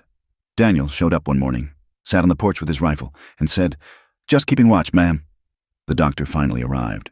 After being gone for a week on a call, he looked at Eli, who was pale and weak, but breathing. He looked at the clean stitches, the bound ribs, the way the fever had finally broken. He's alive, the doctor said, stunned. His skull is intact. I do not understand it. He should be dead. He looked at Clara, at her exhausted, dirt-streaked face. It's you, Mrs. Mercer. You're nursing. You saved him. He's a strong man, but you are stronger. 2 nights later, the fever was gone. Eli was sleeping. A true, healing sleep. Clara was in the chair, her body a single, dull ache. She had finally fallen asleep, her head dropping onto the mattress, her hand still holding his. She felt a squeeze, a weak, but definite squeeze. She jerked awake, her heart pounding. Eli was looking at her. His eyes, one clear, one scarred, were open, and they were his eyes. Eli, she choked, the tears coming, hot and fast. You're a mess, he whispered. His voice was a bare rasp. His lips cracked. She laughed, a broken, sobbing sound. So are you. He looked at her, truly looked at her. He saw the dirt under her fingernails, the dark circles under her eyes, the matted, undone straw of her hair. He saw the woman who had faced down his rival, who had run his ranch, and who had refused to let him die. He lifted his hand, the one she was holding, and his thumb brushed her raw knuckles. I'd marry you again, he whispered, his voice thick.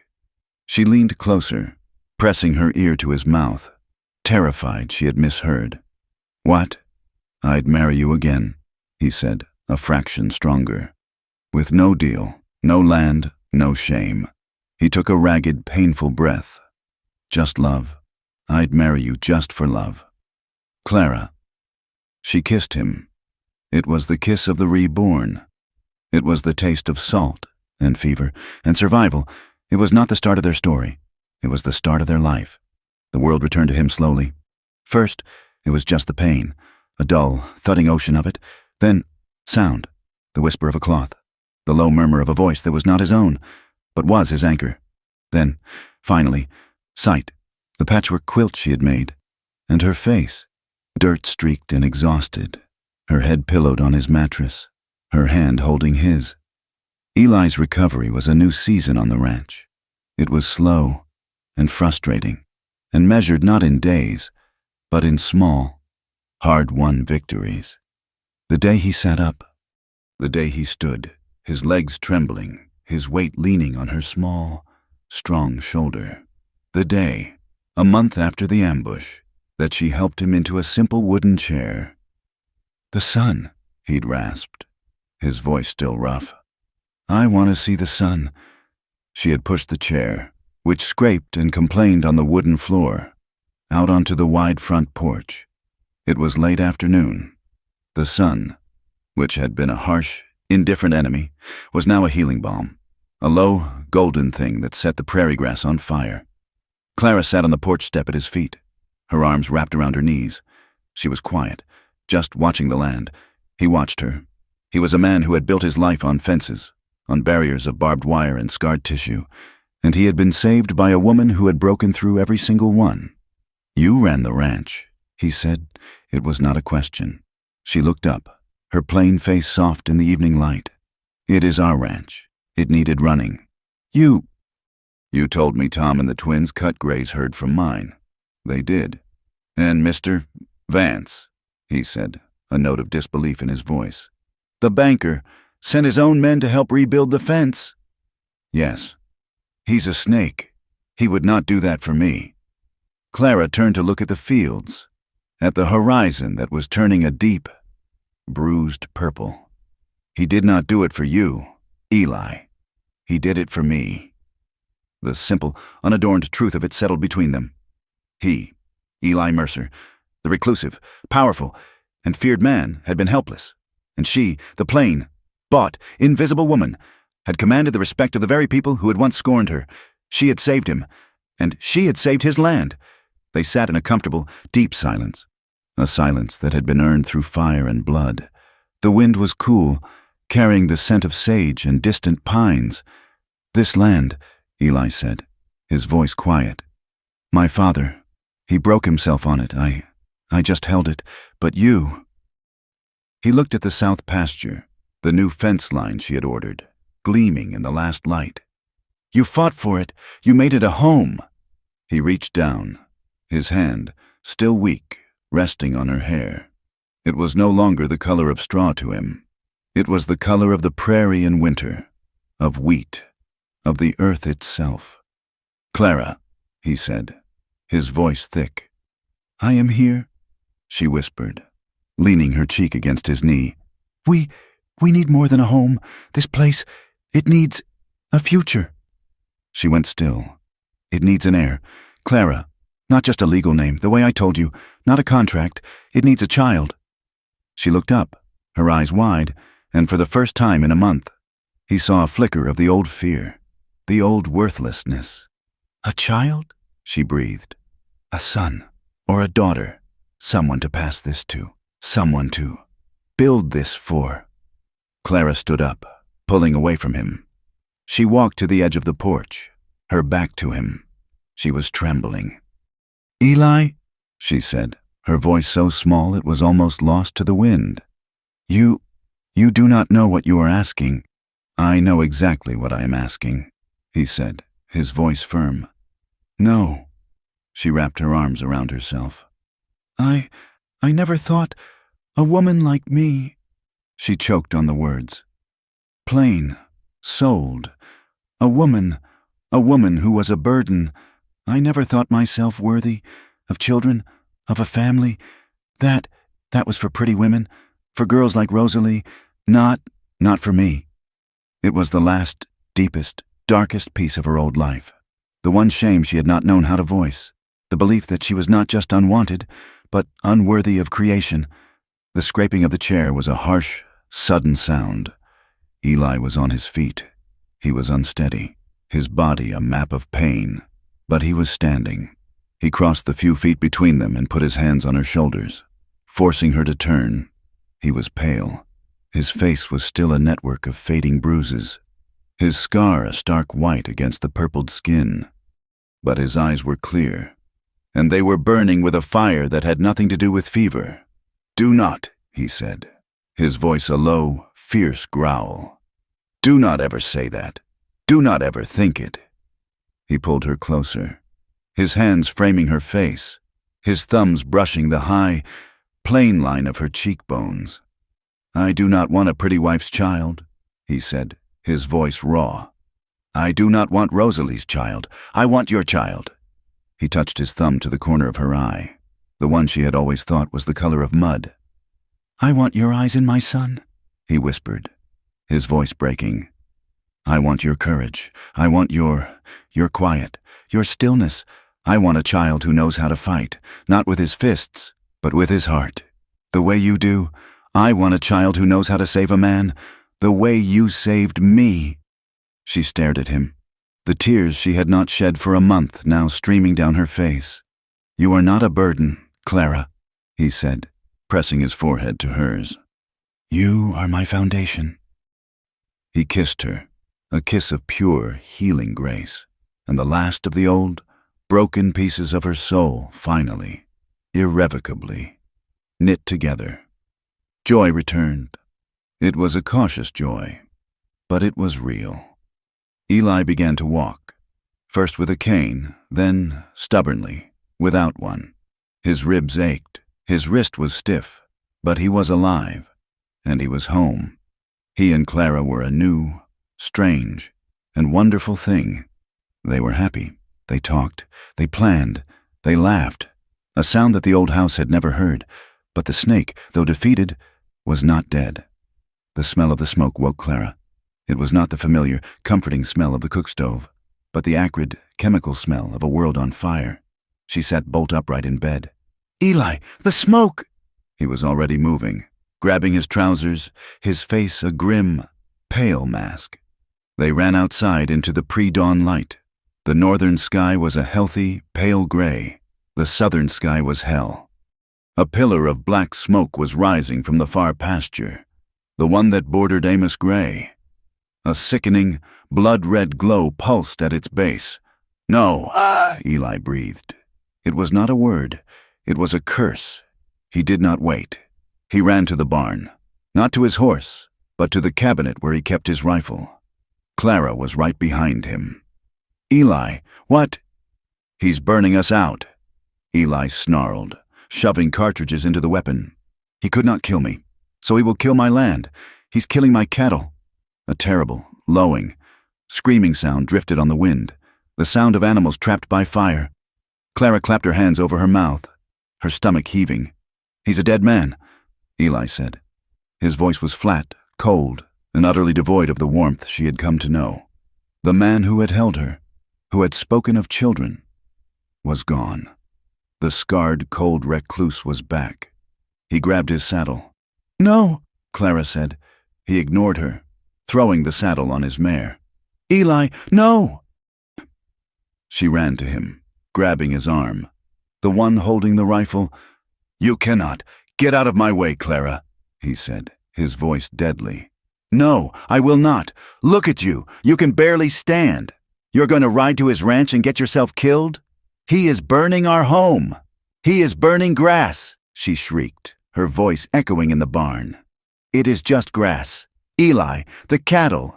We can buy more cattle. We cannot buy you, not again. It is not about the grass," he growled, trying to push past her. "It is about the law. He tried to murder me. He failed. Now he does this. There is no law here but this one." He raised the rifle. She stood in front of him, planting her feet. She was shaking from head to foot, but she did not move. "Then you are no better than him," she whispered. He froze, his eyes, cold and black, locked with hers.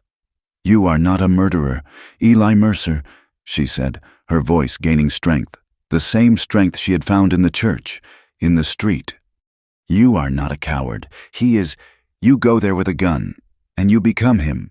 You throw away everything you have built, everything I saved." She was crying, but her gaze was relentless. "He wants to bring you down to his level. Do not let him. Please, do not let him win." He stared at her, his chest heaving, his hands so tight on the rifle his knuckles were white.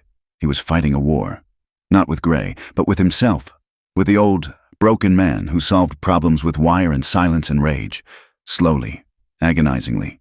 His shoulders slumped, the killing cold in his eyes faded, replaced by a terrible, weary pain. He let the rifle drop, the barrel tipping to the dirt floor. He is burning my land," he whispered, his voice that of a broken child. Clara moved, taking the rifle from his hand, leaning it against the wall. She put her arms around his waist, her small body holding up his. "Yes," she said, her face pressed against his chest. "He is." "And we will stop him, but we will do this right. We will do this in the light, where everyone can see." He sagged against her, his strength, fueled by rage, finally gone. "How?" She pulled back, looking up at his face. "You said I saved the ranch. Now, you and we will save it." They did not go to Amos Gray. They went to the land. Eli, Silas, Tom, and the twins rode to the south pasture, not with rifles, but with shovels. They spent 2 days digging a firebreak, a long, ugly scar in the earth, to stop the flames from spreading. Clara was there, bringing water and food, her face smudged with soot, her hands raw. The fire burned for 3 days. It consumed 200 acres and killed nearly 30 head of cattle. The smell of burned death hung over the valley. When the last of the embers was out, Eli and Clara walked the scorched, blackened land. "This is where he started it," Eli said, kicking at a pile of oily rags. "Kerosene. He did this deliberately." "I know," Clara said. She pointed. "And look, there, in the soft ash near the creek bed, were boot prints, deep, angry, and with a distinctive split in the left heel. Silas has a pair of boots like that," Eli said, his voice quiet. "No," Clara said. "Silas's boots are old. These are new, and so are these." She pointed to the tracks of a single, shod horse. "He was not smart. He was just angry." They began to work. Eli, his face grim, rode to the Gideon homestead. He did not ask for help. He asked Daniel Gideon, "Did you see smoke 3 nights past, before the dawn?" Daniel, who owed his wife and son to Clara, nodded. "I did. Mr. Mercer came from the south, and I saw a rider, one man, riding hard, away from it, toward the Gray Ranch. It was too dark to see a face. But the horse, it was Gray's big bay. I'd know that horse anywhere." Clara went to town. She did not go to the gossips.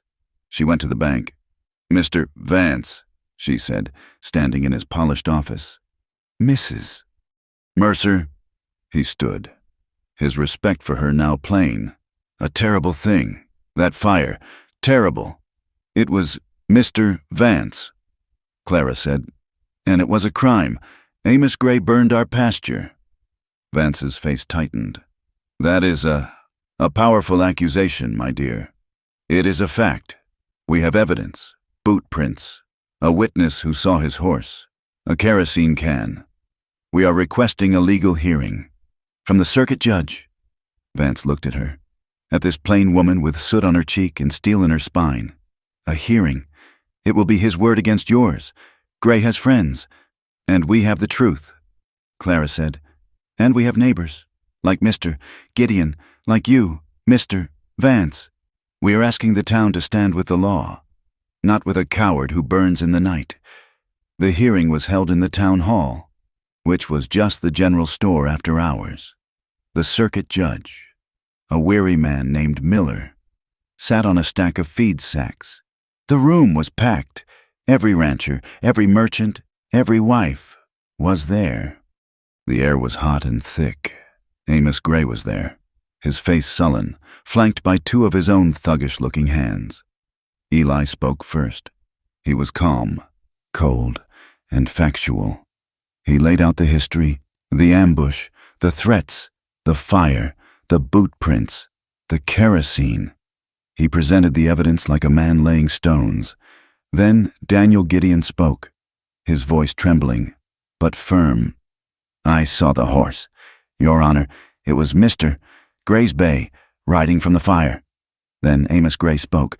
He laughed, a high, ugly sound. "It's lies, all of it. Mercer's been trying to steal my land for 20 years, just like his father. He set the fire himself, to blame me, to ruin me, and he's using her." He pointed a thick, shaking finger at Clara. This bought woman, this sham wife. He's using her to file a claim, to get sympathy. She ain't no wife. She's a field hand he bought for 5 cows. The room erupted. The pastor's wife gasped. Judge Miller slammed his gavel. "Order! Order! Mister!" "And Gray, you will address the matter at hand. Do you deny this evidence?" "I deny it all. It's his word, and hers, against mine." Judge Miller sighed. He looked at Clara, who was sitting beside Eli, her hands folded in her lap. "Mrs. Mercer, do you have anything to add to your husband's testimony?" Eli put his hand on hers. "Clara, you do not have to." Clara stood up. She looked at Eli, a small, private smile, and then she walked to the front of the room. She stood before the judge, a plain woman in her blue calico dress, her straw-colored hair pulled back in its simple braid. The room was dead silent.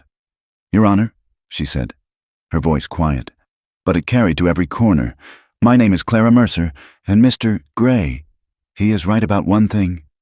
A shocked murmur. Eli tensed.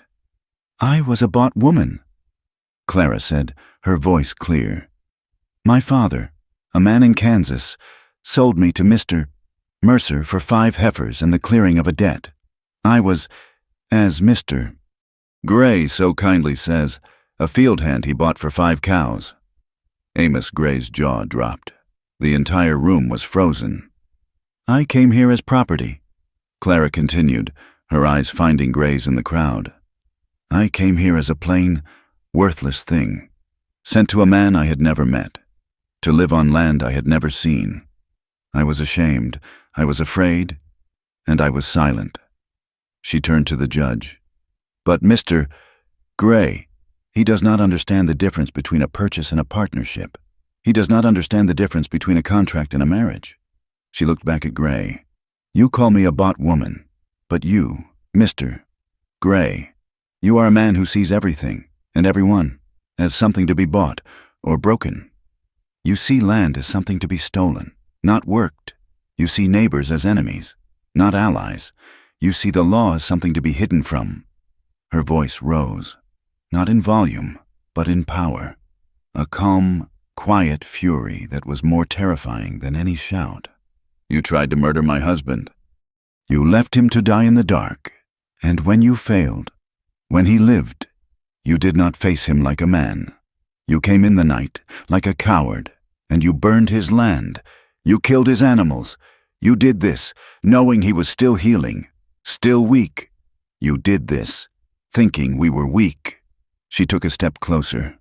We are not weak, Mr. Gray, and we are not afraid of you. We have the truth, we have the law, and we have our home. She looked at the judge. He is guilty, and he is a coward, and that is all I have to say. She turned and walked back to her seat, her head high. She sat beside Eli, and his hand, his strong, calloused, scarred hand, found hers and gripped it. The silence that followed was absolute. Judge Miller looked at Amos Gray. He looked at the townsfolk, who were staring at Gray with a new, cold contempt. He looked at Clara. Mr. Gray, the judge said, his voice flat. This court finds your testimony lacking. It finds the testimony of Mr. and Mrs. Mercer compelling. The evidence is clear. I find you guilty of arson, of destruction of property, and of a pattern of harassment that has endangered the lives of your neighbors. He slammed the gavel. You will be fined $1,000, to be paid in full to Mr. Mercer for his losses, and you will be confined to your own property for a period of 6 months. If I hear so much as a whisper of you crossing the Mercer line, I will see you in a federal prison. Gray was ruined. It was not just the fine, which was staggering. It was the shame. He had been beaten, in public, by the bought wife he had mocked. His name was Mud. Eli and Clara walked out of the store into the clean, bright sun, their hands locked together. The town, which had once whispered, now nodded. Mrs. Davies, the pastor's wife, stopped Clara on the street. That was the finest, bravest thing I have ever seen. Clara, you are a credit to this town. Clara's name was not just cleared, it was forged. That night, the house was quiet. The victory was sweet and clean. They sat by the hearth, the fire a comforting, contained thing. The air was clear. Eli had been quiet for almost an hour, just watching her read, her face serene in the firelight. Finally, he stood. There is one last thing, he said. She looked up, curious. He went to his study, the one she had once been afraid of, and came back with his locked metal box. He sat beside her on the rug, placing it between them. He unlocked it. Inside, there were ledgers and his father's watch, and there was a single, folded paper, a deed. While Mr. Vance was arranging the hearing, Eli said, I had him arrange something else, with his associate in Kansas. He took out the deed and handed it to her. She unfolded it. Her eyes scanned the legal writing, but she saw the names, her father's name, Jedediah, and the description of the small, dusty plot of land. This is my father's farm, she whispered, her blood going cold. Why do you have this? Read the last line, Eli said. She read, the land and all its holdings, sold by Jedediah to Mr. Eli Mercer. She looked at him, a sudden, sharp pain in her chest, a new fear. You bought it? You own my father? No, Eli said, his voice soft. He took the deed from her trembling hands.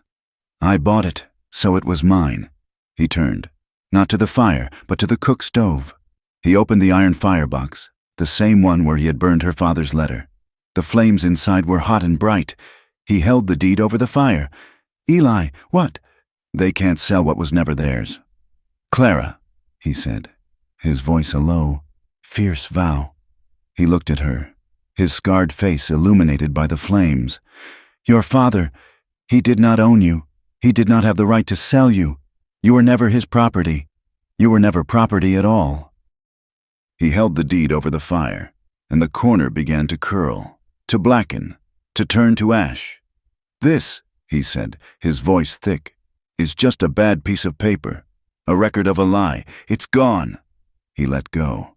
The paper, the last remnant of her old life, of her shame, of her price, was consumed by the fire. It flared, bright and hot. And then it was nothing. Clara stared at the flames. The price, the 5 heifers, the humiliation, the worthlessness, all of it, gone. Ash. She turned to her husband, and she wept. It was not the desperate, broken sob of a girl who had been abandoned. It was not the weary sob of a woman who had saved her husband. It was a new sob, a cleansing one. She was grieving for the girl she had been, the one who had been told she was plain and worthless, and she was grateful. With a love so profound it was a physical ache, for the man who had just shown her she was priceless. Eli held her. He rocked her in his arms, his own eyes wet. He held her as the last of her past burned away, and their future, bright and clear, began. The fire on the deed was the last fire of their old life. The smoke that rose was the last of the poison. When the ash was cool, Eli scattered it on the wind, and they began again. A year passed. It was a year of work, not of war. The ranch, which had been a fortress, became a home. Eli, who had been a creature of fences and ledgers, learned the shape of his wife's laughter. Clara, who had been a ghost, became a presence. She was no longer Mercer's bought wife. In town, she was Mrs. Mercer. But on the range, among the homesteaders she had helped, she was known as something more. She was the strong woman, the one who had saved the Gideon's baby, the one who had run the ranch, the one who had faced down Amos Gray with nothing but the truth. Her plainness, once a mark of her worthlessness, was now forgotten. People saw her, and they saw her strength. Her strength was tested. The land, which they had won from a man, now turned on them with an enemy they could not fight. The summer was a brutal, brassy thing. The rains that should have come in May never arrived. The sky, which had been a piercing, hopeful blue, became a pale, milky white, thick with dust. The creek bed, the one Gray and Eli's father had feuded over, dried to a cracked, gray ribbon of mud. The drought was a slow, grinding siege. The sun was not a life-giver. It was a hammer. It beat the color from the land, leaving a world of brown and gray. The wind, which had once been a lonely companion, became a tormentor, a hot, dry breath that stole the moisture from a man's skin, from the earth, from hope itself. Eli and Clara fought it together. They rode the lines, not for enemies, but for dying cattle, their eyes aching from the grit. They hauled water from the deep well, the only one that had not yet failed, rationing it first for the people, then for the horses, and last for the few calves they were trying to save. "It's a judgment," Silas, the foreman, said, his face a leathery map of worry. "The land, it's just too hard. Ma'am?" Clara, her lips cracked and her hair covered in a fine layer of dust, just shook her head. "It is not a judgment, Silas. It is just the land. It will rain." But it did not. The dust storms came in August. They were not wind. They were moving walls of earth. The sky would turn a sick, reddish yellow, and the sun would disappear for days. A pale, lost coin in a sea of grit. They sealed the house, stuffing rags in the windows and doors. But the dust came in. It was a fine, choking powder that covered the floors, the quilt, the food. It was in their mouths when they woke, in their eyes when they slept. One afternoon, a storm hit so fast it caught Eli in the fields. Clara stood on the porch, her hand on her belly, which had begun to show a small, firm curve. She watched the black wall approach, a tumbling, roaring monster of wind and dirt. "Eli," she whispered, her fear a cold, hard stone. She kept the lantern lit in the window all afternoon, though she knew he could not see it. She waited, her body rigid, as the house groaned and the wind shrieked. the sound of 1,000 mad souls trying to get in. Just before dusk, the door was torn open. He fell inside. Not a man, but a creature made of dust. He was coughing, his face a caked, unrecognizable mask. She did not speak. She helped him up. She led him to the kitchen. She poured a dipper of their precious water into the basin. He plunged his head into it, the sound of it a small, desperate blessing. He came up, sputtering, wiping the mud from his face. He looked at her. He had been terrified, not for himself, but that he would not make it back to her. She just touched his cheek, her hand leaving a pale print. "You are home." They ate their supper in the dim, dusty light, the wind still howling. The grit was in the bread. "I lost maybe 10 head," he said, his voice raw. They just turned their backs to the wind and gave up. "We will survive." "Eli," she said, her hand resting on her stomach. He looked at her, at the small, defiant life she was carrying inside her. He reached across the table, his hand, caked with dirt, covering hers. "Yes," he said, "we will." And in that moment, in the heart of the dust and the despair, they knew it was true. This was not a test. This was just life, and they would live it. The drought, which had begun in fire, ended in water. Winter was dry and cold, the ground frozen solid, with no snow to protect the winter wheat. When spring arrived, it came not as a gentle thaw, but as a violent rebellion. The sky, which had been empty for nearly a year, turned a deep, bruised, angry purple, and it opened. It rained. It rained for a week, a solid, unrelenting, biblical deluge. The hard, baked earth, which had forgotten how to drink, could not absorb it. The dry creek bed, the arroyos, the shallow prairie draws, they became raging, muddy, brown rivers. The water had nowhere to go. It rose. Clara was in the house. Her time was near, the baby a heavy, welcome weight. Eli had forbidden her from leaving the porch. The land, which had been a sea of dust, was now a sea of water. The Mercer Ranch was an island, the barns and the house standing in a wide, churning lake of brown floodwater. "It's God's own wrath," Cookie muttered, watching a chicken coop float by. "Drought, then this, he's trying to wash us all away." "He's just cleaning the slate," Clara said, smiling. She stood on the porch, her hand on her back, feeling the first dull ache. She had felt it all morning. A low, persistent pain, like a bad stomach, but it was coming and going, coming and going, and coming, closer. "Eli," she said, her voice a little too calm. He was at the corral, knee-deep in water, trying to secure the horses on the one high piece of ground. He turned, the rain plastering his black hair to his head. The baby," she said, and her calm broke. A small, sharp pain, a real one, made her gasp. "Eli, it's coming, now!" His face went white, whiter than the rain.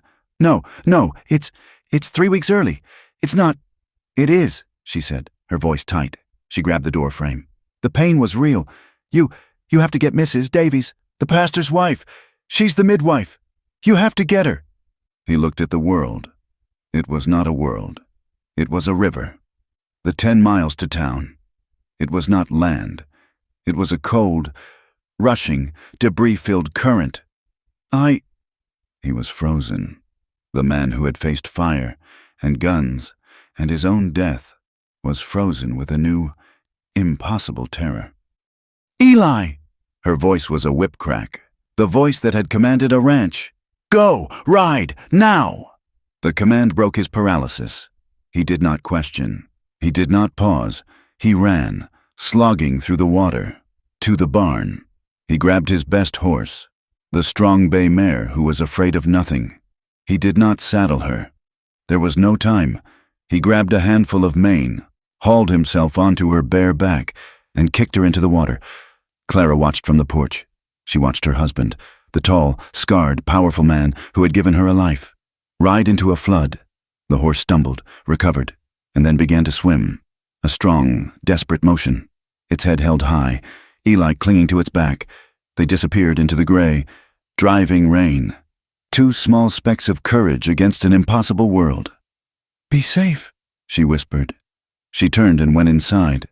Cookie, the old, grumpy cook, was standing in the kitchen, his face ashen. "Ma'am," he said, his voice trembling. I don't know nothing about birthin'." "Boil water," she snapped, her general's voice returning. "Boil all the water we have, and get me the clean sheets, and the whiskey. Go!" The ride was a nightmare. Eli was not riding on land. He was riding in a river. The water was a living, grabbing thing, cold as ice, pulling at him, trying to suck the horse under. Debris, branches, a homesteader's drowned pig, part of a roof swirled around him. The mare was strong, but she was tiring, her breaths coming in huge, snorting gasps. "Come on, girl," he roared over the sound of the rain. Just get us there. Get us to Clara." He did not know how long he rode. An hour, a lifetime. The horse found high ground, lost it, and had to swim again. He was soaked, frozen, his body numb, his mind a single, burning prayer. Clara, Clara, Clara. He reached town. It was a ghost town. The street a river, the houses islands. He swam the horse to the pastor's small house, which sat on a rise. He fell from the horse's back, his legs useless, and pounded on the door. Mrs. Davies, a small bird-like woman with eyes of iron, opened it. "Mr. Mercer," she said, her hands flying to her mouth. Dear God, Clara," he gasped, his teeth chattering. "The baby, it's coming, now. You have to come. The flood." "Mrs." Davies did not panic. She turned. "Pastor, my bag. Mr. Mercer, you get in this house and get warm." "No," he said, grabbing her arm. "There's no time. We have to go back. Now. I can't." The woman's iron eyes softened. She looked at this huge, terrifying, broken man, and she saw the pure, unadulterated terror of a husband who was about to lose everything. "We will go," she said. "But your mare is spent. We will take the pastor's buggy, the strong one, and his mule team. They are slower, but they will not panic. Now, help me." Clara's world was a small, dark place of white-hot pain.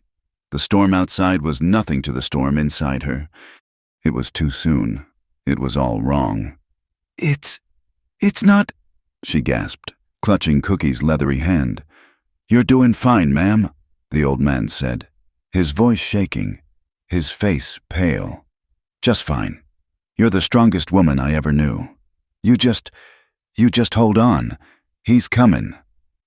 But she was fading. The pain was too much. It had been hours. Something was wrong. Just when she thought she could not hold on, just when the darkness was pulling her under, she heard a sound, the rumble of wheels, a shout. The door burst open. Eli stood there, a drowned giant, his face a mask of terror, and behind him, a small, dry, calm angel, Mrs. Davies. Clara wept, her voice a thread. "I am here, child," the midwife said, already shrugging off her coat, her hands moving, efficient and sure. "I am here. Eli, you wait. Cookie, you come help me." Eli was banished to the porch, to the rain, to the same place he and Daniel Gideon had waited. He paced. He paced in the water, a caged, terrified animal. He heard sounds from the house, a low, steady murmur from Mrs. Davies, a sharp, ugly groan from Cookie. And then a scream from Clara, a sound so full of agony and terror that it brought him to his knees. He fell into the water, his hands covering his ears. "No, please, God, not her. Take the land, take the cattle, not her." And then silence, a terrible, endless, complete silence. The rain stopped, the wind died, the world held its breath. He stood, his heart a dead stone. He pushed open the door. The room was dim. Mrs. Davies was at the basin, her back to him. Cookie was slumped in a chair, his face in his hands. And Clara. Clara was on the bed. She was pale, her eyes closed, her straw-colored hair plastered to her face with sweat. She was so still. No, he whispered, his world ending. Clara, and then a cry, a thin, weak, furious little wail. Clara's eyes opened. She turned her head. Slowly, in the crook of her arm, wrapped in a clean feed sack, was a small, red, impossibly tiny thing. Eli stumbled forward. He fell to his knees beside the bed. The child was... It was so small. It was a boy. He was breathing, but he was so small. Clara was sobbing, not in pain, not in fear. She was sobbing, great, gasping, grateful tears. She held the baby up. Eli, she wept. He's here. Eli looked at the child. He looked at his wife, who had been to the edge of death and back, and the man of iron, the man of scars, the man who had not wept since he was a child, broke.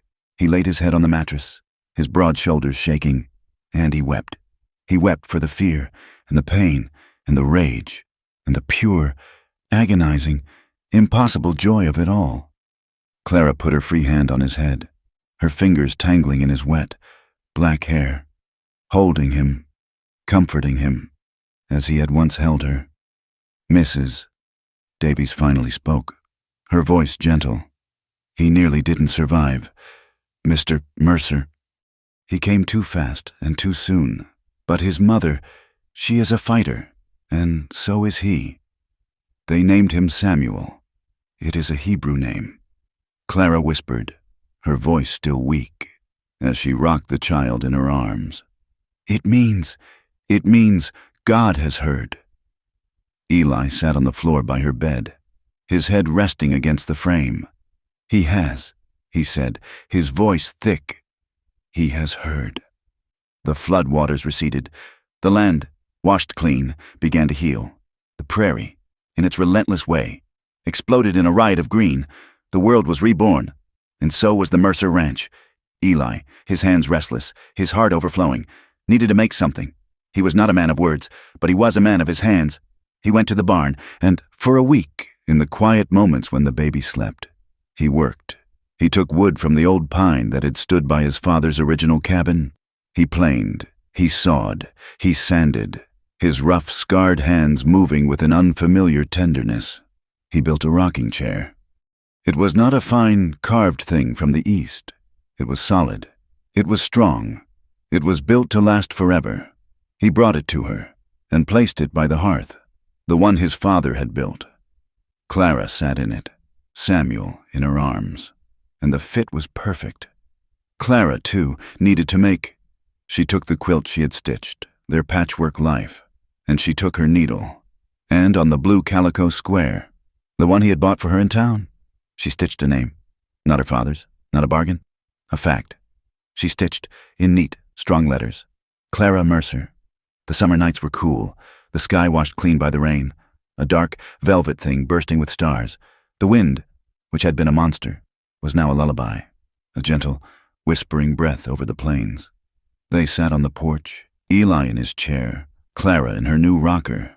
The baby, Samuel, slept in a small basket between them. The house was quiet. The world was quiet. Eli was watching her, as he so often did. As if she were a puzzle he was still, wonderfully, solving. "What is it?" she asked, her voice soft. "I was just thinking," he said, his voice a low rumble. "Thinking about that first day in Kansas. My father," she said, her voice small. "No, not him." He leaned forward, his gaze intense. "I was thinking about you, and what a fool I was."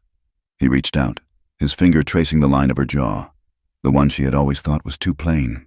"You were never plain, Clara," he whispered, his voice thick with a truth he had taken a lifetime to understand. "You were just never seen right."